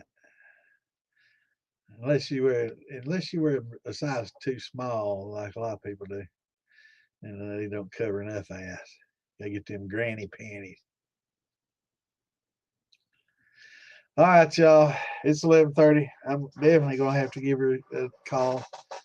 But it's a great night. Good to have a lot of good questions. A little more. Usually get more questions on Saturday than a Tuesday. A little slower usually, but I love it. Get new people in here, get more in here, and love getting the questions asked, and it lets me know there's a lot of lurkers out there listening, and finally they're chiming in, so they're thinking about this a little harder than they used to. And I think before they were just trying to think, well, is this going to be something that I want to be into or not? And after they listen to it, they're like, I think I can do this, and you can. It's just not that hard, and I try to make it sound simple, and sometimes I might make it sound hard, but once you read the step by step that I got laid out, there's really nothing hard about it. And if you get a copper steel, the only hard thing about it is keeping it clean. That'll be your hardest thing, is keeping that thing clean. How'd you know, Scurb? You nailed me, bro. I'm gonna get on there and get me. I gotta get a few hours in. There's a competition going on right now, and as of before I took a little nap this afternoon, I was 71st out of thousands. So I'm not on the top 100 now, but I was at 71 uh, in this little tournament thing they have going on, but I had to take a little break. And there's a few more hours of that left. So I want to try to get in there and at least try to break the top 100. But out of the tens of thousands probably that are playing, 71 ain't too shabby. I'll take that. But all right, guys and gals, great seeing everybody. Thanks for dropping in and bringing your questions and having a good time with us tonight. We're going to be back Saturday night. We're going to do a lot of wine, talking about wine and brandy for those that are offended by the wine thing. So if you want to learn about brandy, we got to learn how to make wine first. So we're going to talk about some winemaking and aging of spirits and wine and a lot of the process and the chemical process going on. So we might get a little sciencey. We might throw up some things that some people may have some interest in because I was always afraid of getting too scientific. This might drive people away and just say, "Well, wait, this is just too much for me." And I don't want to do that. But the last time I did it, I had a lot of people like, "Wow, that's awesome," and they were learning some things. So I want to give those people something too. Um, and so we might get a little sciencey, but I'm going to try to explain it on a level that everybody can understand it because all science should be easy to understand. If it's explained right, it should, it all makes sense.